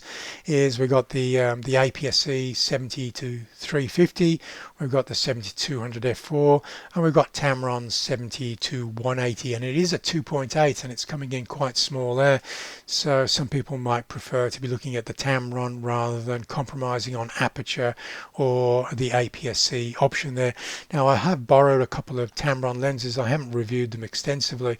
I never found them quite as stunningly sharp as the the Sony offerings, but they might be sharp enough for many users. So I'm not gonna rule them out as a choice, but for me, I would prefer to stick with the Sony choices. The other thing to look at if you are choosing the Tamron lenses is a lot of the Tamron lenses are built down in weight because they don't have image stabilization, OSS or steady shot in those lenses, whereas the Sony offerings you're seeing on the left, they do have steady shot. So if you're shooting maybe landscapes in low light with a long focal length lens, you don't have to put these camera lens combinations necessarily on a tripod, because you might be able to hand hold, where using the Tamron without the steady shot, you're going to get into situations where you get camera shake a little bit earlier. So there is the 135. It's obviously a lot shorter. It's quite impressively not too heavy, but it is a little bit of a tubby lens to be putting in your camera bag. So I would prefer it to be just a little bit slimmer in its design, but it doesn't exist, of course. To show you the APS-C offering there, and one of the images that I've already shown you, that panoramic stitch in Varanasi, that was shot with the 18-135. It is impressively sharp lens. The bokeh may be not as good as some of the full frame lenses or some of the other APS-C lenses, and its corner sharpness at the wider focal length is a little bit compromised, but central sharpness is good across the focal range. And see how small it is at that 18-135. This is an equivalent of a 28 to 200 millimeter zoom, and look how small it is on an APS-C. In this case, it's on a full frame camera, just showing you how much size and weight of lenses can be brought down if we're working with smaller crops on sensors. And here is another image captured with that 18-135 at the wider focal length. Now, I did say the corner sharpness isn't stellar, but if you do stop down a little, then you can pull the corner sharpness, and most people are not looking in the corners anyway, so for many people it's got enough sharpness. It's not the best or the sharpest lens in Sony's lens lineup, but when weight becomes the most important thing, then I wouldn't rule it out of a choice for some photographers. And because of that, 135 in APS-C mode, that's giving you a 200mm reach, and this is where the lens really shines. It is quite sharp at that longer focal length. Then for many people, you're going to be glad you purchased this little zoom lens, and it's a very effective 7.5 times zoom travel lens. It's got a reasonably good close focusing distance, so marry that with the 135 focal length and a good 0.29 magnification. You can even take pictures of very small flowers or very large insects and pretty much fill the frame. So that is something to be considered as well. So here's the APS-C offering. This is the one that I decided to travel with to India, and here at maximum magnification, 350mm, filling the height of the sensor with this young bird here. And doing some these Indian squirrels at some of the temples. They do like using the hair off the tails of these squirrels for their little squirrel hair brushes, so I did want to go out of my way to capture some images of the squirrels feeding. And one of my long journeys between cities, when traveling between Jaisalmer and Jodhpur, we stopped at a lake where migratory birds had stopped, and so this was a great opportunity, and I was so glad now I had the reach of the 350mm on the 70-350 lens for this particular instance. So it did allow me to get nice and close to these migratory birds, even to do some birds in flight with this in various different locations, whether it be eagles in Jodhpur or herons, etc. I've managed to get birds in flight and didn't feel I had to lose out just because I was only packing for travel. And so this was at Jaisalmer Lake, and I got some good shots. If you were being pixel peeping, you would say, well, they're not as good as maybe a 400mm prime or a 200-600 on a full frame Alpha 1 camera, but in many instances they're good enough for a lot of people. Photographers going on long travels will often consider a backup camera, an emergency camera should the first camera fail or get stolen. Now, most people will consider another E-mount body so they can carry on using their lenses, but the other option is to maybe choose one of the smaller sensor RX cameras. This is the RX100 Mark 7, and this also has the opportunity of getting that extra long focal range because it has a full frame equivalent of 24 to 200 millimeters. Now, some people will be put off by the very small pop-up viewfinder on that camera, but as long as you can keep the ISO low on these 1-inch sensor cameras, the quality is surprisingly good. Now we're looking at the actual focal length there of printed on the front of the lenses there. I'm saying 24 to 200 equivalent on that RX100. It's actually a 24 to 600 millimeter equivalent on the larger RX10 Mark IV. Now these are both older style cameras. They are coming from 2019.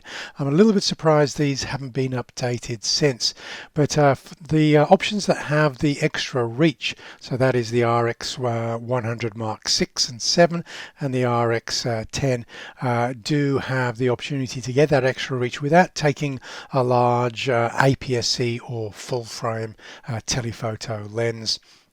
Now again, that does give the option to get that extra reach where you choose not to get that reach using the E-mount camera. For instance, I'm framing up something here. This is actually framed up at the 24 millimeter full frame equivalent wide angle view, but I've framed up a little shot in the distance there, and if I can zoom into 200 millimeters, of course the little camera can deliver. As long as we don't pixel peep and we don't shoot in low ambient light with raised ISO, the quality is remarkably good. Now in my RX 107 review, and you'll also see examples in the ebook that I've created for the RX 107, you'll see that we can actually get a little bit of figure ground separation by using the longer focal lengths at the maximum aperture. Now maybe the bokeh is not as great as you'd expect using E-mount cameras, but it is possible to get that figure ground separation much more easily than say on the RX 100 cameras that only have the 20 to 70 equivalent zoom. So I definitely think the RX 107 is the model to actually go for, and it's got also the latest focus algorithms there, such as the tracking. It also uses a stack sensor similar to the technology that we find in the Alpha 1 and Alpha 9 cameras. So it is a little bit of a beast, even though it's a very small camera with very small buttons and a very small pop-up viewfinder there. And as you can see from these examples, if you're viewing this seminar on a large 4K monitor, you can see that actually the camera can deliver in quality, so long as we keep the ISO perhaps below 400, which is often possible when we're shooting on location. Then this camera can be an option for many photographers. Now normally where I'd want to use faster shutter speeds and the ISO would climb, typically I'm using 1/2000th of a second for my action settings. Here on this little camera I tend to avoid freezing the action by maybe just going with the flow, using slower shutter speeds and creating some movement blur behind the speeding subject. So this is a way of keeping the quality high because we're keeping the ISO low because we're not using those super fast shutter speeds. The RX10 is a little bit of a different proposition because, as you can see, it actually looks a little bit larger than a full frame E-mount camera. But of course what it is doing is it's carrying that 24 to 600 millimeter full frame equivalent lens there. So if you say, well, why would I need 600 millimeters? Obviously those who shoot wildlife are quickly going to realize the advantages of having a 600 mil lens in a form factor which looks pretty much just a little bit larger than the E-mount body. So here I've got a little critter burrowing into his little hole at 24 millimeters, and if I zoom into 600 millimeter, we get to fill the frame. Now again, the bokeh is just a little bit busy and not as good as you'd expect on the E-mount cameras, but we can often resolve that by just choosing the background that sits behind our subject a little bit more carefully. Here I've just taken a very low vantage point, so the background is much further away from the wildlife, so we get a much smoother background blur behind this creature here now. We also shouldn't rule out smartphones as maybe our secondary camera when traveling. Now, in many instances, they're used to help to interact with people. When my daughter and I were in India, everybody wanted a selfie with my daughter. They would queue up often to get selfies with my daughter, and she didn't mind, but it was a good way of sometimes getting into maybe taking some photographs of them as well. So certainly the iPhone is great for people who want to interact with the locals and show images on the screen, etc. Now, in some instances, in good light, and we don't pixel peep, we don't zoom in, we can actually get images from the latest smartphones, whether it be Galaxy or Apple or the Pixel phones from Google. We can actually get quite decent images. Now, as soon as you zoom in, you're going to quickly see that they don't stack up against larger sensor cameras. But in many instances, you'd have some people zooming in or looking at the metadata to check whether it came from their smartphone or their regular interchangeable lens camera, such as these examples I'm showing now. I'm not zooming in, I'm just showing the images as I've captured them with the smartphone. Sometimes it's much easier just to grab an image with a smartphone than it is to actually get the camera, especially if you're keeping the camera in your backpack. Okay, so these are particular examples. Sorry looking dog on the right there. This is where I've actually started cropping into the image, and the image quality quickly deteriorates as I start to crop, and therefore we zoom in as I'm showing you these images in playback here now. Again, using the phone, perhaps not to create hero images, but to collect some information about what it is that we're traveling through. And here, rather than take some hero shots with my full frame camera, I just decided to show the source of India's litter problem, which is these little snack packets which are available pretty much wherever you go in India now. Okay, and also when the camera is packed away and you're just wanting to record some interesting facets of life about India life, here we're up to on our way up to the 5th floor to get to the rooftop cafe, and the little cafe has got this like dumb waiter approach to haul things up from the kitchen. Here we've got bread and butter going up 5 floors to save the legs of the waiting staff going up and down these stairs multiple times. And of course I've got loads of examples where I've just pulled out the iPhone as a memory, as a keepsake, rather than to grab the hero shot. And of course what's happened with the late model smartphones is they're getting surprisingly good in very low light, even dare I say it, to take nighttime photographs, as you can see from the lower row of shots there. So they certainly do have their purpose, but I don't think I'm set to go with a mobile phone only anytime soon.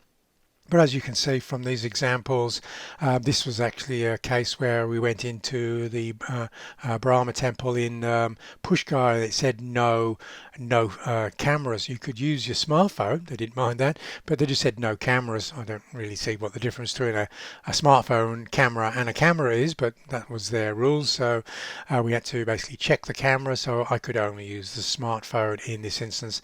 And as you can see, there's plenty of detail in these images. They look pretty good even on a 4K monitor, but you just really don't want to be cropping in to these particular images. I'm zooming in a little bit now, and that fine detail is just starting to deteriorate as I move in a little bit closer on this monitor view. But as we step back just one little bit by reducing the overall size of the display image, again these phone images can hold their own really. Okay, so I often have problems recommending, like compact cameras to people, because I often say, well, you've actually really got to buy an RX107 to get appreciably better quality than a modern smartphone.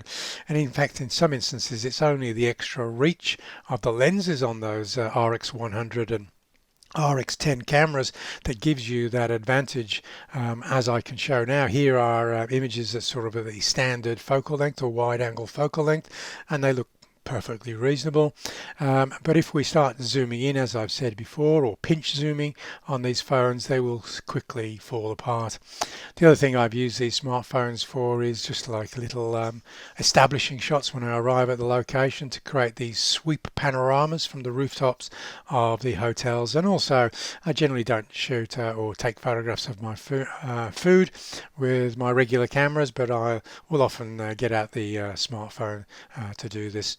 Okay, and one of the things that you can't do with those smartphones, I know there is a portrait mode which emulates shallow depth of field, but this is an example where almost certainly the portrait mode on the phones would not create realistic or accurate blur around the subject of primary interest, which of course we can do with a wide aperture lens, or zooming in, or just getting a little bit closer to the detail using our larger sensor cameras.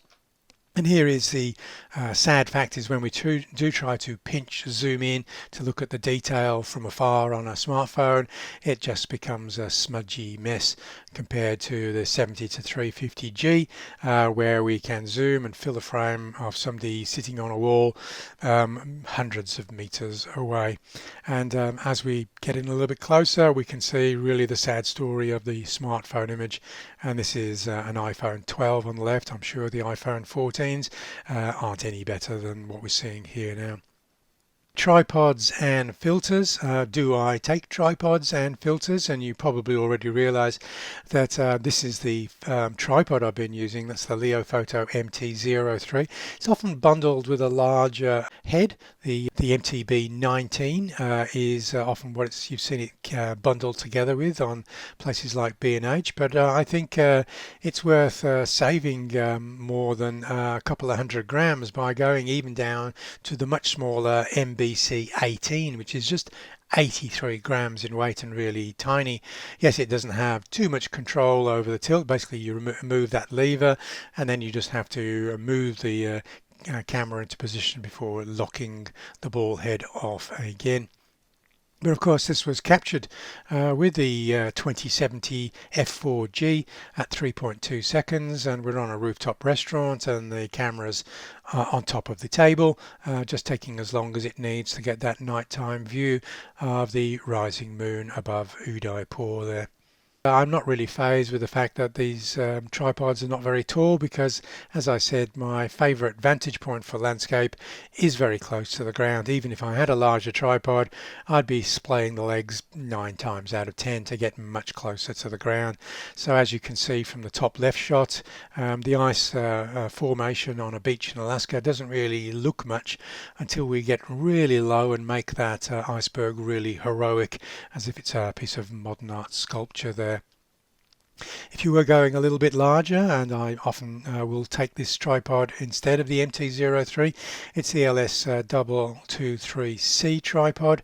There is an option as well with a leveling head, which you can also grade up for. If you're going to do any amount of panoramic work, I would move up to that next model up. But again, this is, as you can see, it's 712 grams with the head included, so it's not a huge of additional weight, but given that I can get away with the MT-03 most of the time, I can actually leave this at home and not think I've made a mistake here. For those people who are doing a little bit of video work, they might want to reconsider that MT-03 or tabletop tripod for something that can also act as a grip. Now, Sony make a Bluetooth grip and also a Bluetooth remote, but I actually like the small rig solution, which uses the remote as part of the grip. So again, you get to leave one thing at home, which is the remote, because this is an all-in-one situation. So you could, instead of just using that as a grip, you can splay the 3 legs and then walk back away from the little tabletop tripod now, and start and stop your video recording from the remote that you're holding in your hand. So I'd like Sony's future version to take a leaf out of Small Rig's book there. The other advantage of that Small Rig one, it's got an extending arm, so rather than holding your arm out stretched all of the time, you can get a much more comfortable angle on your arm, putting your elbow closer to your waist and then hold it at the equivalent of arm's length, but your arm is not at arm's length, in order to create those selfie videos. And those are usually pretty good with active steady shot on the modern Sony cameras. The one thing I won't consider taking on long travel adventures where I'm keeping weight to the minimum is using those lenses which require those filter cages. That includes the 12-24G, 12-24GM and 14mm GM, just because those 150mm glass filters will add a couple of kilos to your weight, and that's just a couple of kilos I don't have. So the filters that I will use are the magnetic freewell filters, the 67mm often, although that 2070 f4G has got a different filter size, slightly larger filter size. So I'll just take two filters, an ND8 and an ND64, and use those with primes such as the 20mm or the 2070 zoom now. Sometimes lens choice can come down to just consolidating on the number of filters you're prepared to carry, and that's obviously important, especially important if you're a videographer and you're always using the ND filters to get your shutter angle or shutter speed down to an appropriate slow shutter speed, so your video footage isn't too choppy, so you're using that more flow, more subject blur in between each and every frame. So again, you know, one of the new great things about the new 50mm f1.4 is it uses that same 67mm filter thread as the 24 and 35GM. So certainly considering how many filters you're prepared to take and what lenses can accommodate those filters is certainly worth doing the research and homework about.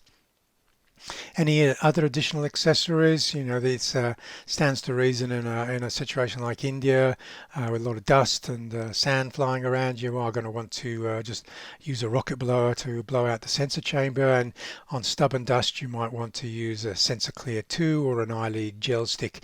Just be very careful if you're not used to touching the sensor. Just watch a few videos before you start poking your sensor with any of these devices, and my recommendation is as soon as that Sensor Clear tip gets dirty, just treat it as a disposable item, just throw it away.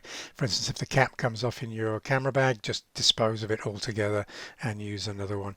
Whereas the eyelid gel stick, you can keep that gel tip clean just by transferring the dirt onto one of the pieces of sticky paper that kit comes with.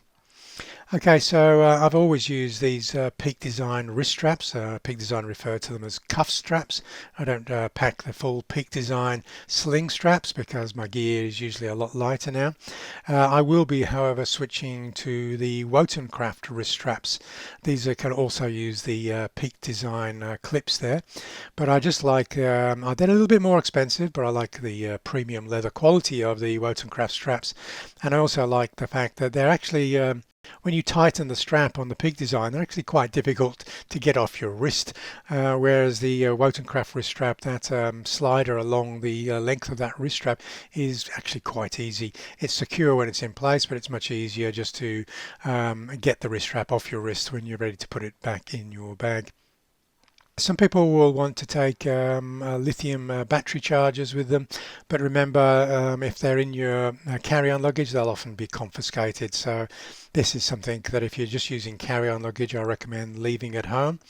Some airlines will be a little bit fussy about how you're carrying your lithium batteries, so really they need to be separated. You can't have the contacts touching each other, so they need to be in a little lightweight battery wallet or in these little plastic cases that keep the batteries separate from each other.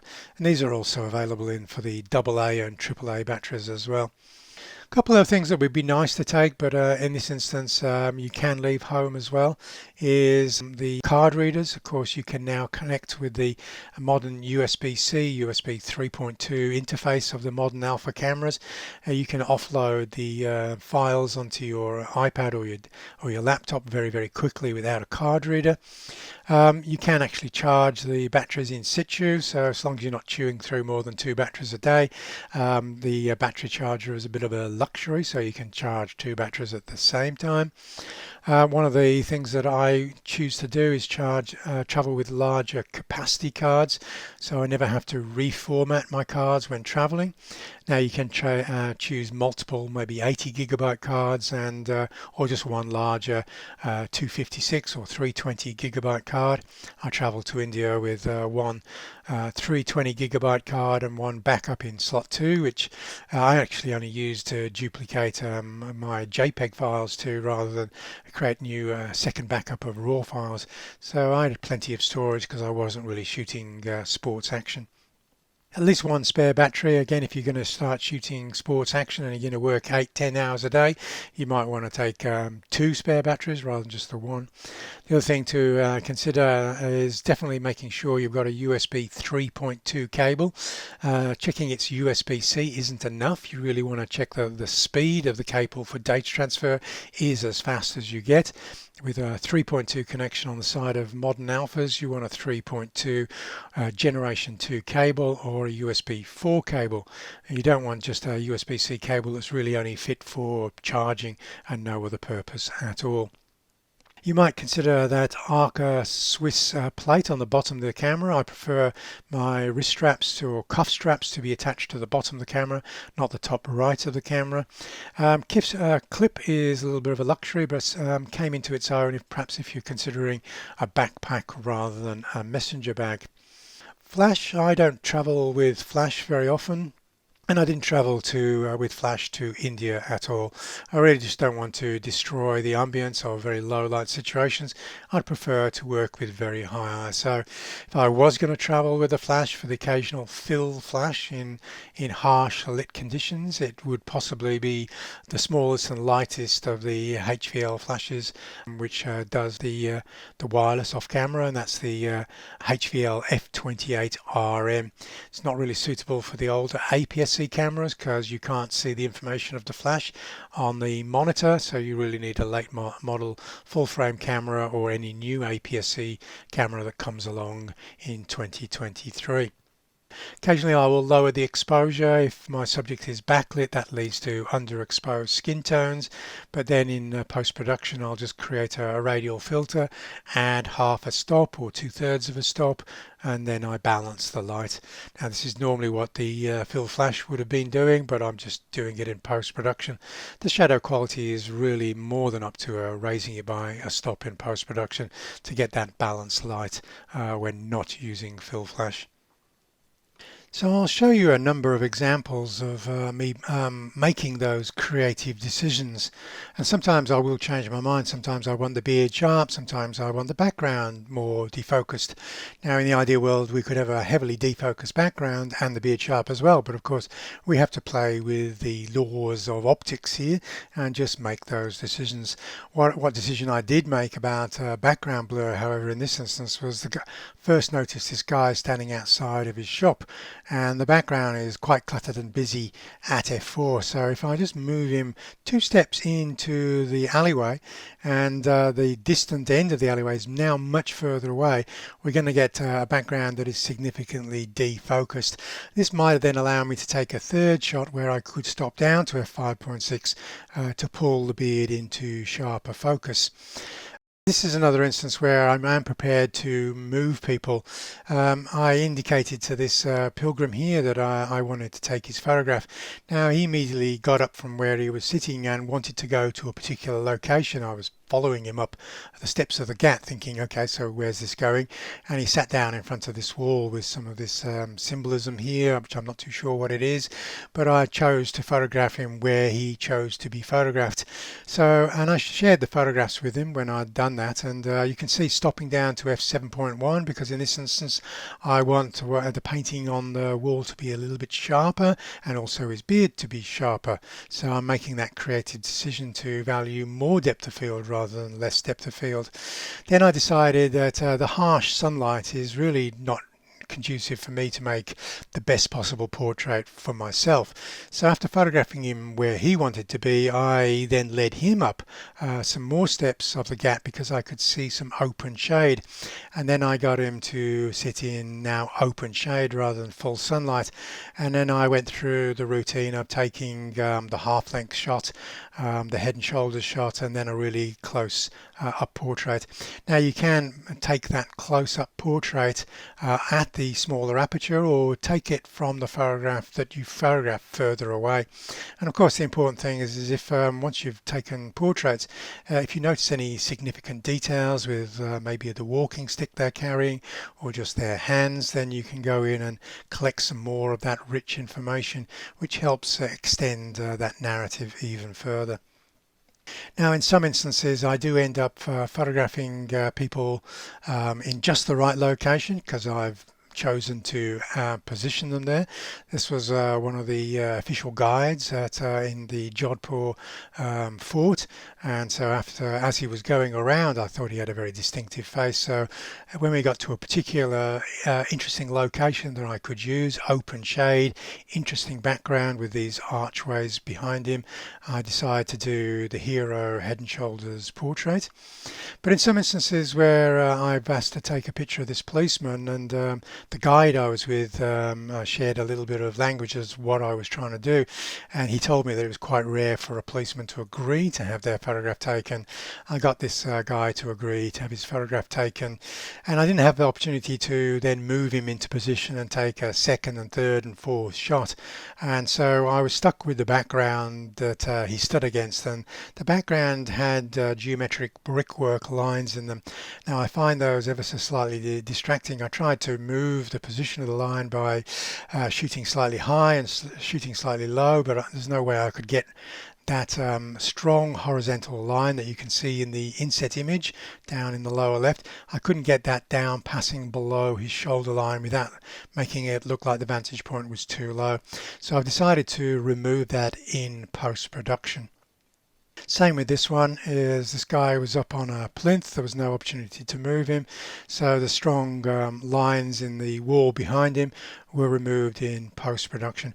I personally don't have a problem with this. Photojournalists working for newspapers are not allowed to do this, but this is more illustrative, sort of magazine narrative type work, and this was always allowed. You know, some magazines request that the photographer uses the word an illustration rather than the photo when they make these manipulations, but I don't think the information is particularly changed by just removing a couple of those strong horizontal lines in this instance. So it's really a question of what you're comfortable with, rather than there's no tight rules and regulations if this is just your own illustrative work. Another example, something that I might occasionally do, is if the background can be cut to black by just reducing the exposure by 2 or 3 or more stops, then this is something that you might choose to do.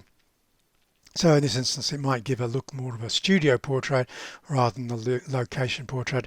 I'm not saying the main shot is better than the inset shot, it's just a difference that sometimes I may choose to do in post-production.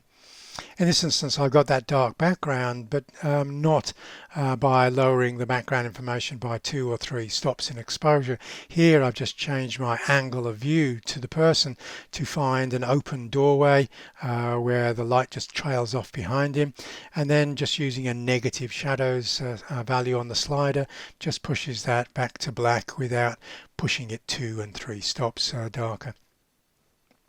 This is an instance where I was really pleased with what was happening in the foreground. The woman didn't want me to go any closer with the camera, so it was basically take it here or don't take it at all. And I was a bit worried that she was going to say just no photographs or turn away from the camera. I'm not getting that smile from somebody who's basically saying I'm going to agree to have my photograph taken. So I thought I'm going to get 1 shot at this, or maybe 2. And there were people looking at the center of the temple there, and I couldn't wait for those to move out of the way because I thought I might lose this photo opportunity. So I basically took the image into Photoshop and then removed them manually. You can do this to some extent in Lightroom and Lightroom Classic, but you get a little bit more control in Photoshop about what information you replace in the area where those two tourists or people going to pray were going to appear in the center of that image. This is something that I just raised when I said that I was going to create this seminar. It was one of the examples of one of the topics I could cover in a travel seminar, and it's something that people have asked me before, is would you pay somebody to appear in one of your photographs? Because I feel a bit uncomfortable about asking them, do they expect money? I don't speak their language. When do you pay somebody, or would I offend them by offering them money? So again, just observing what happens on the Ghats in Varanasi before you start shooting will give you an idea of who wants money, who's dressed up to get money from tourists, who would accept money but is not asking for money, and people who basically just don't want any money at all. So this is basically a pilgrim. He didn't ask for money as I passed him, but as I noticed he had a really characterful and happy face, I realized I really wanted to take his picture, so I tapped the camera, I smiled, I waved at him. He basically smiled back, so I realized I could take pictures. I got ever increasingly closer, and he performed a little bit for me, and I took a whole series of images, maybe 10 or 20 images of him, and changing the background, changing the aperture. So I basically got what I wanted, and in the end I basically, and there's a crop shot from the further away shot where I decided I preferred it with the eyes and beard sharp, so just showing the differences in post-production there. And as I stepped away, I realized, yes, this guy wouldn't ask for money, but he would accept money, because even the Indian locals would go up to a pilgrim who's traveling and obviously not earning money from a job, but traveling to holy sites, and would take offerings of food or money to help them along their way. So it's culturally appropriate in this instance for me to give him money, and because that is generally what pilgrims will do. They will take money along their pilgrimages. This guy is a sadhu. Again, didn't share any language. He didn't ask for money, and I realized it's basically a pilgrim is a sadhu is somebody who really has very few material possessions at all and doesn't need to buy anything. They might take food offerings, but he didn't ask for money even after I took photographs, and so I thought it was culturally appropriate not to offer him money, and he didn't seem upset that I didn't offer him money. He was more than happy for me to take photographs, however. And again, there's the head and shoulders with the moustache, which you can quite clear see is slightly less than sharp. But of course, we can take out the tight shot, crop it out. This is where the higher resolution sensors really come into their own. And I think anything with a 33 megapixel sensor falls into that category, because you can take out a 4K crop across the width of the frame in order to get your landscape orientation image from a portrait orientation capture, and still have plenty of pixels to do that.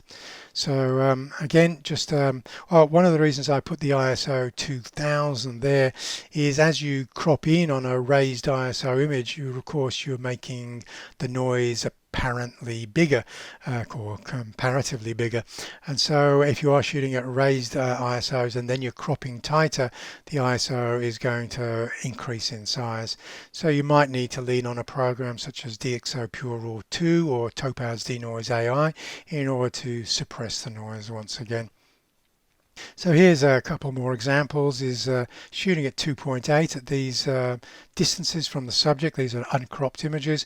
We're getting overall sharpness, but again, if I was to go in and take out that closer crop by standing closer, we might need to stop down. So as we've talked about high ISO, I just thought I'd take the opportunity to look at some instances where I had to shoot with elevated ISOs in APS-C mode on an Alpha 7R5.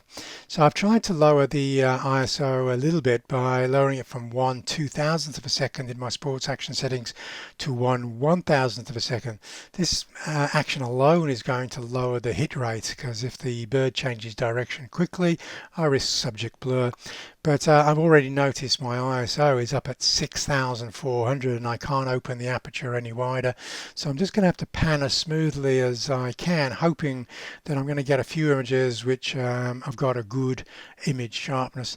And even then I'm having to push that through DxO Pure Raw 2 in order to suppress the noise of this image, because shooting in ISO 6400 in APS-C mode is going to make the noise quite large on an Alpha 7R4 or Alpha 7R5 camera.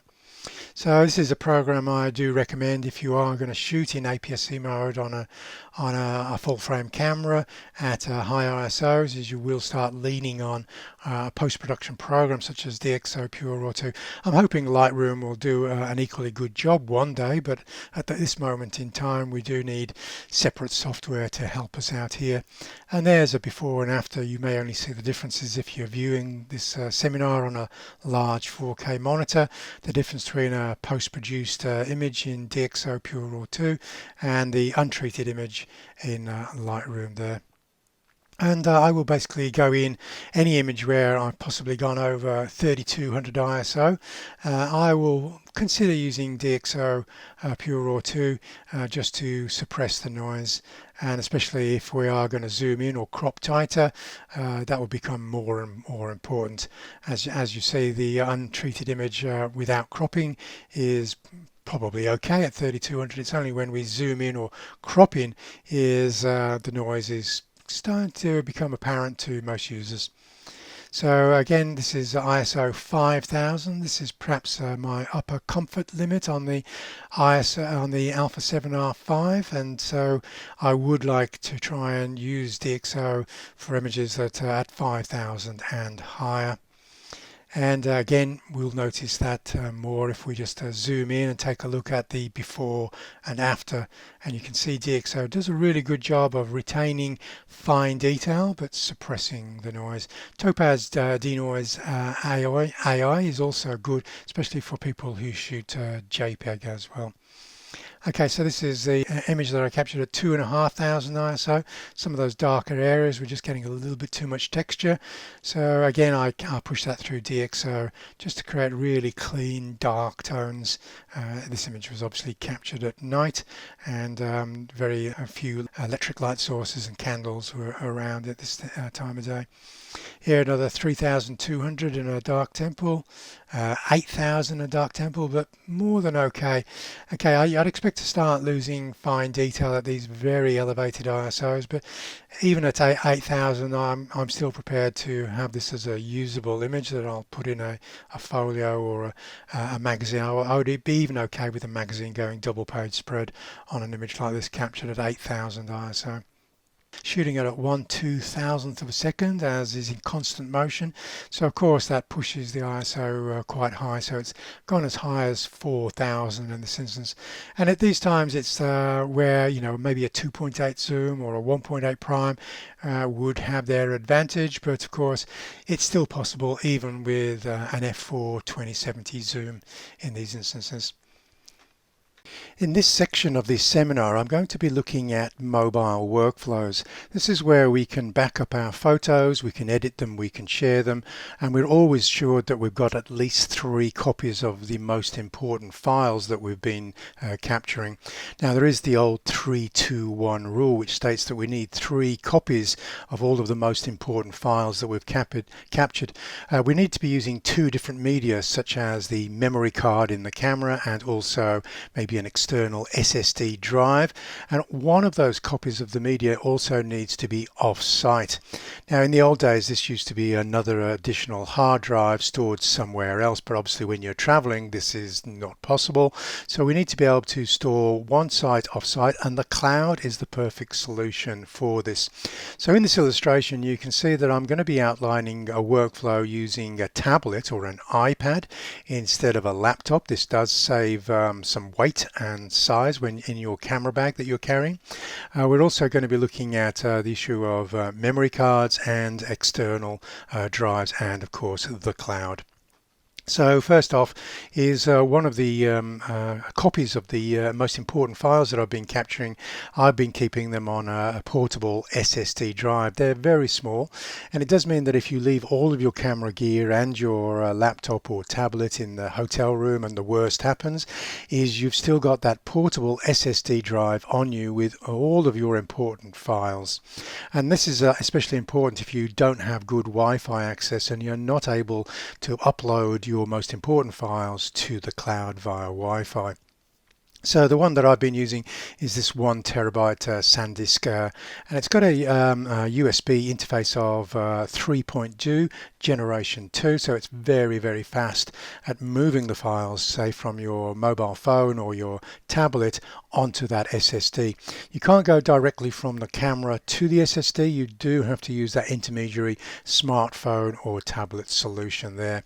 But as you can see in these illustrations which I've just downloaded from online, that peak design clip you can see in that upper left image is quite a useful way of basically making sure that you don't lose that drive if you're popping it into a pocket in your jacket or in your trousers, etc. So of course I've been using my iPad Pro, and that does have Apple's cloud storage feature. Now you will need to obviously upgrade your storage feature so you've got much more storage capacity, especially if you intend to start syncing raw files. So that is something to consider, but I'm not using the camera roll on my iPad for storage of my raw files. I'm going to be syncing with Adobe's cloud. Now I'll also show you how you can sync with the files using say an Apple cloud as well, so you're getting basically 2 cloud backups just in case, and but I'll go through those workflows slide by slide. Of course, the important or valuable thing about using Lightroom is it's very familiar. Even if you're a classic user, the editing workflows are very familiar. Now you can get the Lightroom that you can download for your phone and tablet. You can also put that on a laptop or desktop computer as well. And as soon as you start editing and syncing files with the cloud, they're going to appear on every other device in their edited state. And this is a very valuable cloud feature that Adobe have made sure that you've got access to your files wherever you go on whatever device. You can even access it through a web browser on an internet cafe, for instance, so you've always got access to your files when you need them. This workflow has only really become matured in the last year or so. For a long time I was expecting it to mature faster, so a lot of people did have the option to switch from laptop to tablet, but it has been a little bit slow in coming. For instance, the iPads have only just recently adopted the USB-C in-out port. Prior to that, with their Lightning connectors, you would often have to connect a power source to the tablet in order to then start transferring files from the camera, and that just overcomplicated the issue. Now, older iPads also and older iOS software or firmware operating systems didn't respect external drives, and of course that has happened in the last 2 years as well. So now is the time where you could possibly consider leaving the laptop at home and taking a tablet instead. Possibly wouldn't recommend it if you're maybe shooting sports action and you've got thousands of files to be transferring, but certainly if you're shooting travel and you're just doing portraits, landscapes and the occasional burst of images, then the iPad is more than up to the job. Now I was using the Alpha 7R5 in India, and the iPad Pro had no problem ingesting those files quite quickly, and sharing them to Wi-Fi could be problematic if the Wi-Fi in the hotel was very slow. Sometimes I would just leave the iPad going overnight with the sleep mode disabled, and in the morning when I woke up, it might have taken 6 or 7 hours to sync with the cloud, but it was done. All of my files were backed up to the cloud. So now we have the modern USB-C interfaces with those 3.1 or 3.2 USB. We're connecting to USB tablets, and the files can go straight across without attaching a power source as well to those tablets. Now, USB-C is just the shape of the in-out port or the cable you're using. So you do need to ensure that you're using a fast USB 3.1, 3.2 or USB 4 cable, because you're obviously going to be transferring a lot of data from the camera if you're a RAW shooter over to that tablet. Some USB-C cables which have just been designed for power delivery may be exceptionally slow. So sometimes it is worth checking that. For instance, Apple cables that are USB 3.2 or 3.2, they do have a little Thunderbolt symbol printed onto the cable itself, so you know you're using a fast cable. If in doubt, just make sure you order one that is USB 3.2 or faster. So let's open up Lightroom on my tablet. And you can see that we have those three dots. That is the little icon for more options that is inviting you to click on to see what options you actually have. Down at the bottom of those options, I have app settings. If I click on the app settings or touch the app settings, because we are on a tablet, then I'll come over to some of the options to do with cloud storage and sync. Now, if you've got limited capacity on your tablet, i.e. storage capacity, and you may be considering offloading 0.5 terabyte or 1 terabyte of files over an extended trip to that tablet, if your capacity of your tablet won't support that amount of files, you do want to just slide that button over which says only download smart previews. This means that when the Lightroom has ingested the raw files, it'll try and offload them to the cloud, Adobe's cloud, when it's got a Wi-Fi connection. And then it will only leave lower resolution copies of those raw files actually on the tablet itself. So this will maximize storage capacity on your tablet if you're working with limited storage. Now there is the prevent from sleep option, which I've just slid over to the right there, and this makes sure that if I'm having to wait more than a few hours for Lightroom to sync with the Adobe Creative Cloud, then the tablet isn't going to go to sleep during that sync process. Now, one of the things that you will need to be aware of with the Adobe Creative Cloud, it comes with a very limited storage capacity by default if you've bought the plan that includes Lightroom Classic and Photoshop. So you will want to pay Adobe some extra money per month to maximize that capacity out, and I'd say at least 1 terabyte would be a great start to maximize that capacity so it's enough to support a long extended trip. We also have on the top of the app that little cloud icon there. Periodically when you're ingesting files and you're editing, you may want to pause syncing and then resume syncing. So what I will do is when I'm importing files, I will pause the syncing. So all of the high resolution files are stored on the iPad until I give permission for Lightroom to start syncing those files and offloading the full resolution RAWs and just leaving the lower resolution RAW files, sometimes referred to as smart previews, on the iPad itself. Now, the actual physical size of those smart previews is often enough to share files with social media. The full size before cropping of those smart previews is 2560 pixels, and that's more than enough for sharing to Instagram or sharing to Facebook. Okay, so once you've done that, you've edited your files, you've rated your files, and now you're ready for the syncing process. Then you can just tap on that cloud and select resume syncing.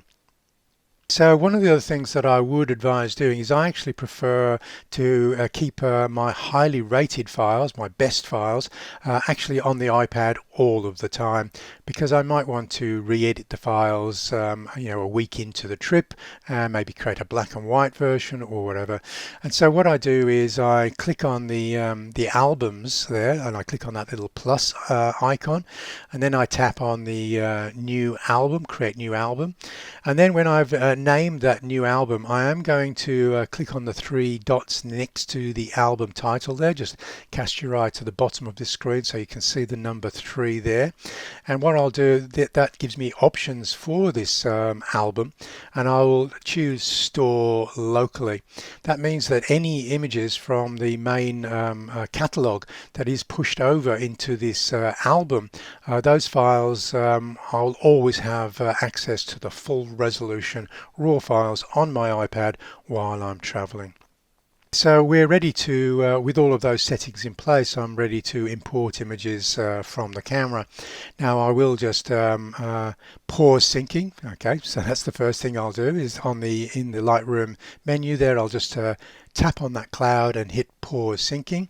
I'll then connect the USB cable, the fast USB cable, to the tablet. Now the camera, a late model camera, will usually come up with these options on the monitor: image transfer bracket MSC. This is the option I use. I will click on that or tap on that. And then at the bottom of the Lightroom interface, you'll see the ability to add photos to the catalog. Now I have auto add switched off. Okay, so I will always be in control of when I choose to add photos to my catalog. So I'll tap on that icon, and then I'll choose on number 4, from camera device, with a little symbol of the memory card there. Now I don't reformat the cards while I'm traveling. I use a very large capacity card, and I'll only change that card over when it's full. I don't reformat those cards. So you may want to take additional cards if you're using, say, lower capacity cards, and you probably want to just try and work out how many cards you'll possibly need for the duration of the trip. Some of the large capacity cards that I'm currently taking now will take over 4,000 raw files, and that's raw files from an Alpha 7R5, so that will be quite an extended trip for most users there. So what will happen as the Lightroom searches the database of the memory card is it will want to try and read all files, even if they've been imported previously. It'll still want to review all of them and create thumbnails for those files, whether they've already been imported or not. So sometimes if you've got a very full card, you're going to have to wait half a minute or maybe even a minute with a very large capacity card while it finishes that process. Then I'm importing images at the end of every day, so I'll just click on the date of the images that were captured just this day, and then start the import process. So that's the 1, 2, 3, and number 3 is just tapping on that import. And as I said, as long as you're using a fast USB-C cable, then the import process shouldn't take too long. So one of the things that you'll want to do now is start individually going through those files and start rating them as a reject or a pick, giving it a flag or a reject symbol there. And then I also go in and tap 1 star or no star, because anything that I tap as being 1 star, I'll possibly want to go and edit. If I've edited my 1-star images and I think now they're looking really quite good and I want to maybe edit them more when I get home, I'll just give them a 2-star rating, and I'll add these to my India, in this case my India album. So once I've rated my photos, I'm going to go in and tap on those 3 dots again and choose select photos. Now I can just wipe my finger across and select a range of photos, or I can just tap individual photographs that I want to select, because what I'm about to do now is add my selected photos to an album. Once I've done that, I'm going to come down to the bottom of the select menu there and select the add to icon, and then from my options I'm going to choose the destination folder, which will be my travel folder. And when I was traveling around India, I created an India 2023 folder. The underscore is just so this folder would appear at the top of the albums that I've created. I really need to go in and remove some of the underscores from a couple of the other albums there. Next thing I want to do is once I've got those hero files in my album, this is possibly where I may want to share files to social media, which will be via JPEGs, or I'll want to create backups onto my external SSD drive. So we'll go through that process now. First off, if we've clicked on the three dots and we're choosing the options to export to camera raw and export to files there. So first off, I'm going to click on those little swipe switches there, that little icon to the right of export to camera roll, and this gives me options for exporting my preferred JPEG settings to the camera roll. Now I always export to the camera roll before sharing them to Instagram or to Facebook. There is an option to share to Facebook and Instagram directly, but this workflow is compromised. You're going to get a maximum resolution of 960 pixels, and the maximum supported size on Facebook is 2048 pixels. So if you want the maximum sharpness and quality to your files that you're sharing, you will export to the camera roll first and then upload them to Facebook or Instagram from your camera roll. So what I'm doing here is I'm choosing the JPEG format. I'm choosing small, which is actually the size, the maximum size supported by Facebook, which is 2048. Obviously, if you're sharing them to a site which supports much higher resolution files such as Flickr, you might want to modify that to your 4K or 6K settings. As a Flickr Pro member, it will support 6K resolution. That's 24 megapixel files. Then you're going to choose again more options, and the more options that you're going to go over to is as you're coming down in size from your 60 megapixel files or 50 megapixel files, you are going to want to do a little bit of output sharpening so the files look as sharp as possible when uploaded to sites such as Facebook or Instagram. There will be a little bit of a softening process as the files are interpolated down to a much smaller size if you don't do this output sharpening. So I'm choosing output sharpening screen, the amount is standard, and I'm choosing the sRGB color space, as you can see from that bottom option there.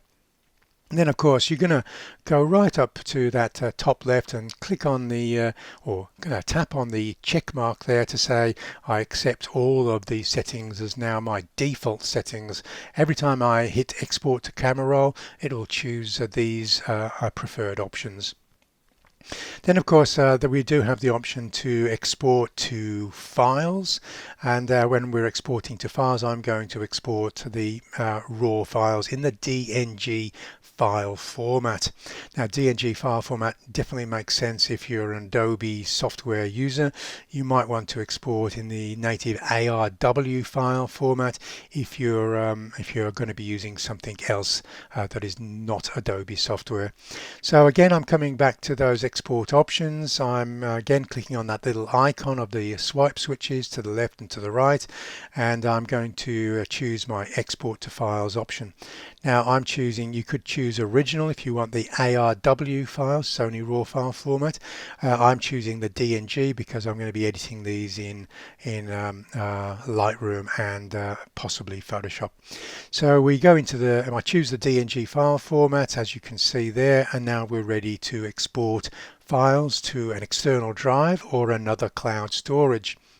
So again, number 4, I'll just check that to make sure that these are now my default export to files option.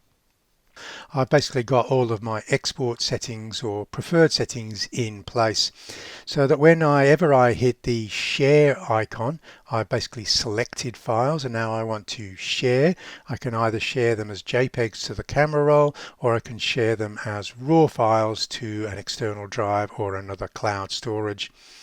So if you've had the cloud syncing always turned on at this stage, you might find when you're trying to share files, high resolution files or raw files, if you hit this screen where it's downloading the original, that's because you forgot to check the pause syncing, and the master file now, the high resolution file, is now up in the cloud, so it has to be downloaded back to your tablet or your smartphone before you can now share that high resolution file. So that is going to slow your workflow down. So again, if you want a faster workflow, you'll probably only resume syncing when you've backed up your raw files to your preferred external drive or cloud storage. So here's a couple of options that you can share raw files to. If you're an Apple user, you could share them to your iCloud drive. I would create a new folder, and I've created a new folder called DNG files, and then I can just share them to my iCloud drive. Again, you'll need a Wi-Fi connection to share them to an iCloud drive. Obviously, tablets come with basically Wi-Fi capability, but they also come with basically mobile technologies, but I don't think I'd be sharing 200 raw files via your SIM card connection. I would basically wait until you've got Wi-Fi connection before trying to sync your tablet. One of the other options is, instead of going through the menus and choosing the destination for these, you can just select them and then select those multiple files, hold down your finger on one of those selected files until you see a group selected, and then basically drag them over with your finger over to the preferred destination.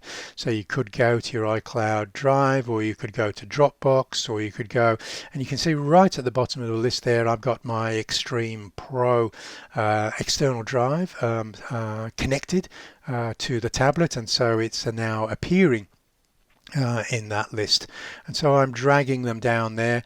I've already created a new folder called DNG files again on my Extreme Pro, and I can drag them over to that folder and they'll start copying.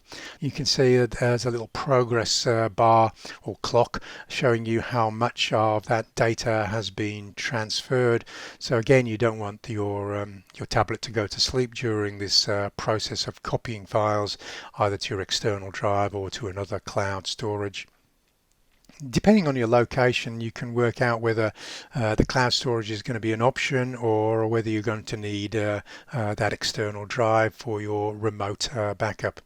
So if you're not going to drag them, there is a move option which you can go select the number 1, copy the files, number 2, and then choose the destination from the left hand side, number 3, and again that will go through to the copying process. So another option for cloud storage is, if you're not using Adobe Creative Cloud and you've got limited storage, maybe in your Apple, then you might have a Dropbox account, and that will appear also on the left hand side on an iPad.